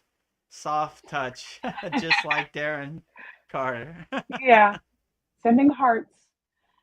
Well, sending hearts. How does it work? Yes. Sending it. Golden hearts.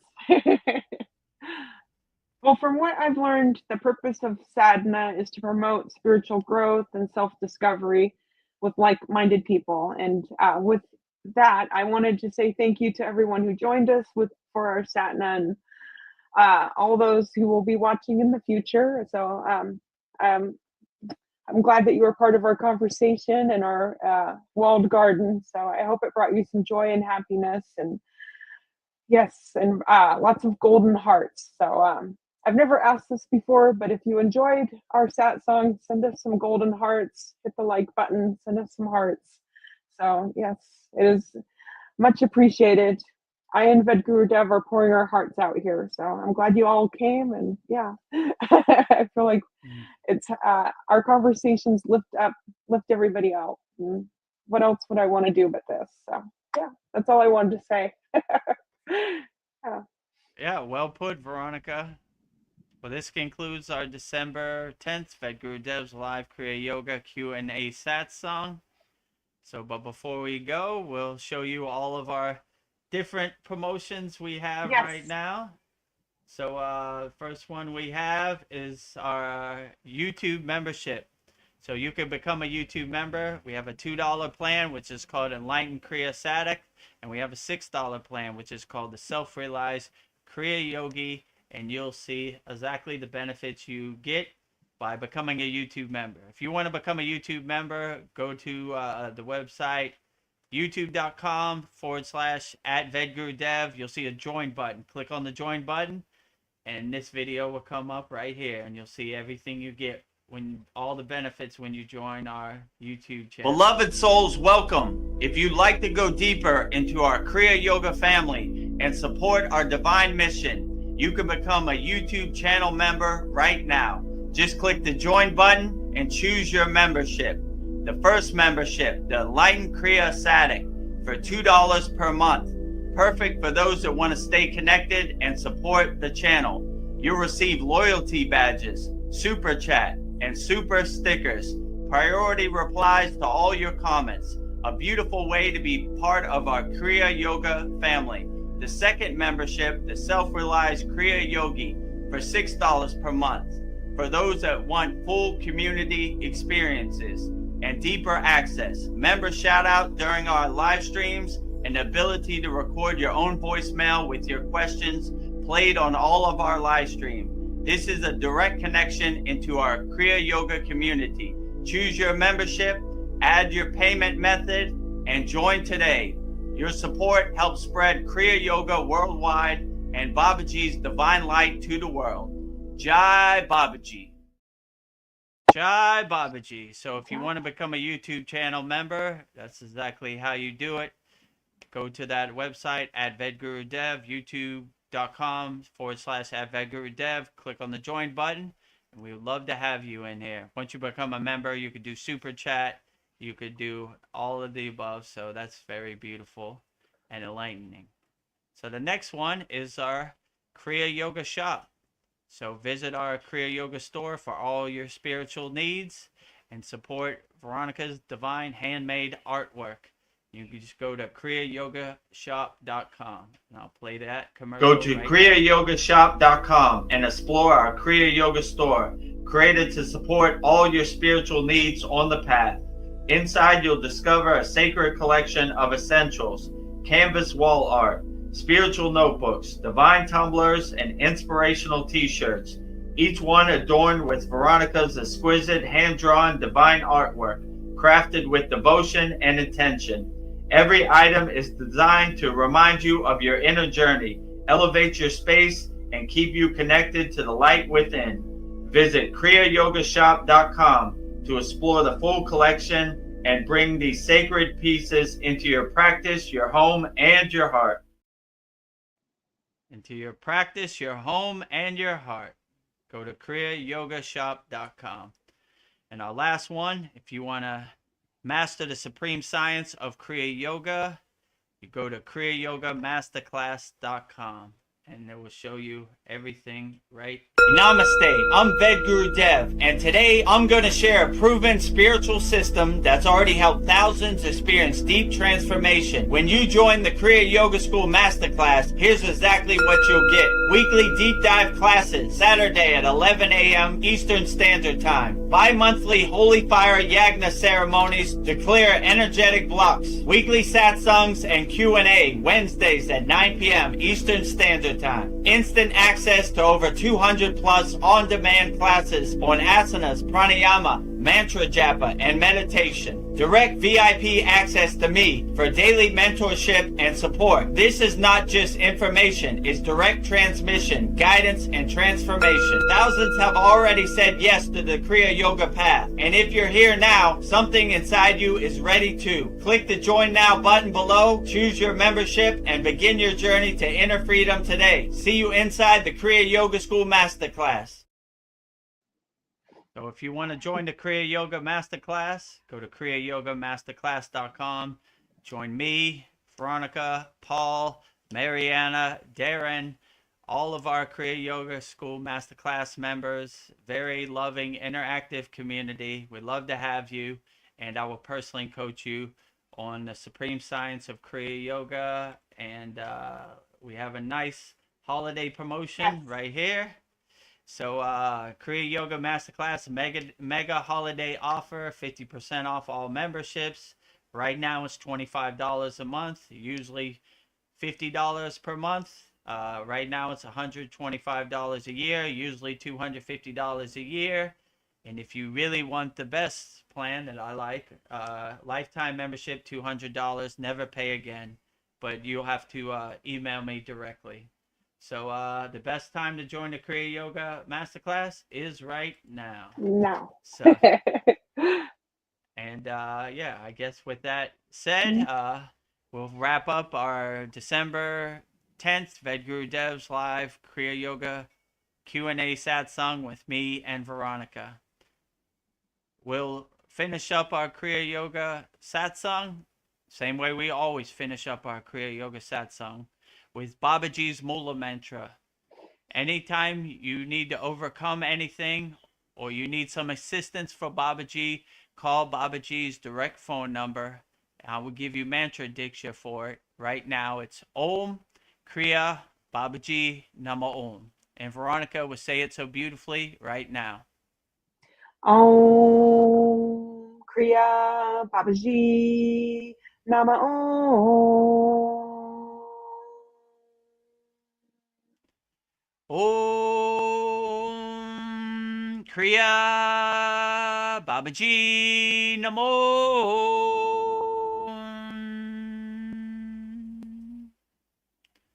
Next, I will say Loka Samasta Sukhino Bhavantu, sending peace, freedom, love, and harmony to all beings on all planes of existence.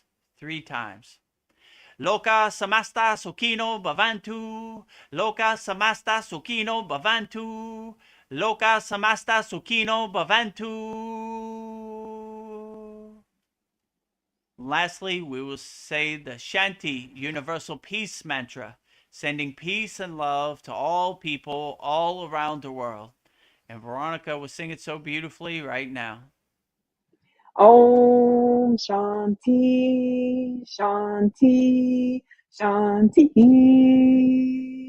Shalom.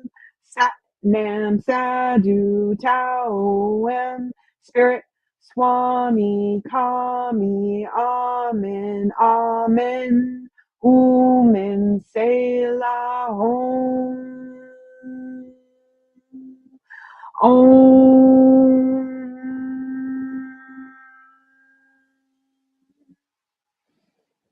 Om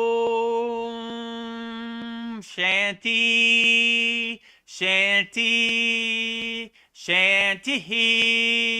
Shalom. Sat Nam Sadhu Tao Em. Om Spirit Swami Kami. Amen, Amen. Om in Selah Om.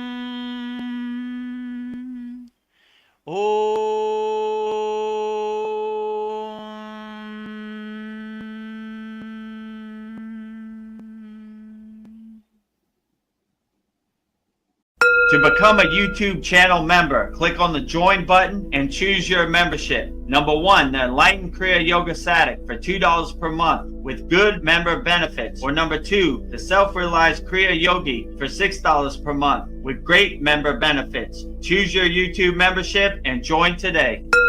Go to kriyayogamasterclass.com to visit our Kriya Yoga store for all your spiritual needs.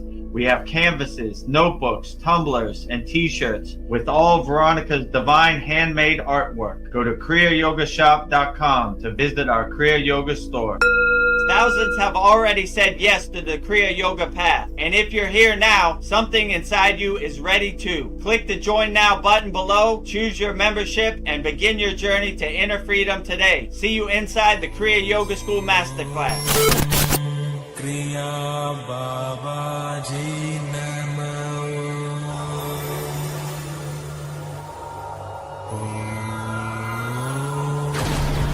Kriya Babaji Namo.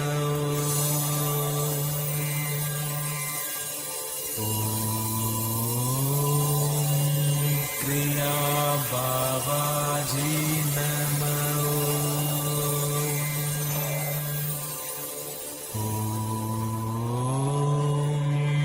Kriya Babaji Namo.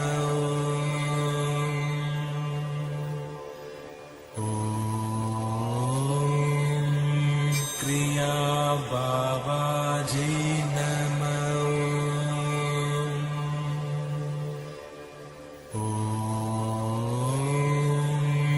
Kriya Babaji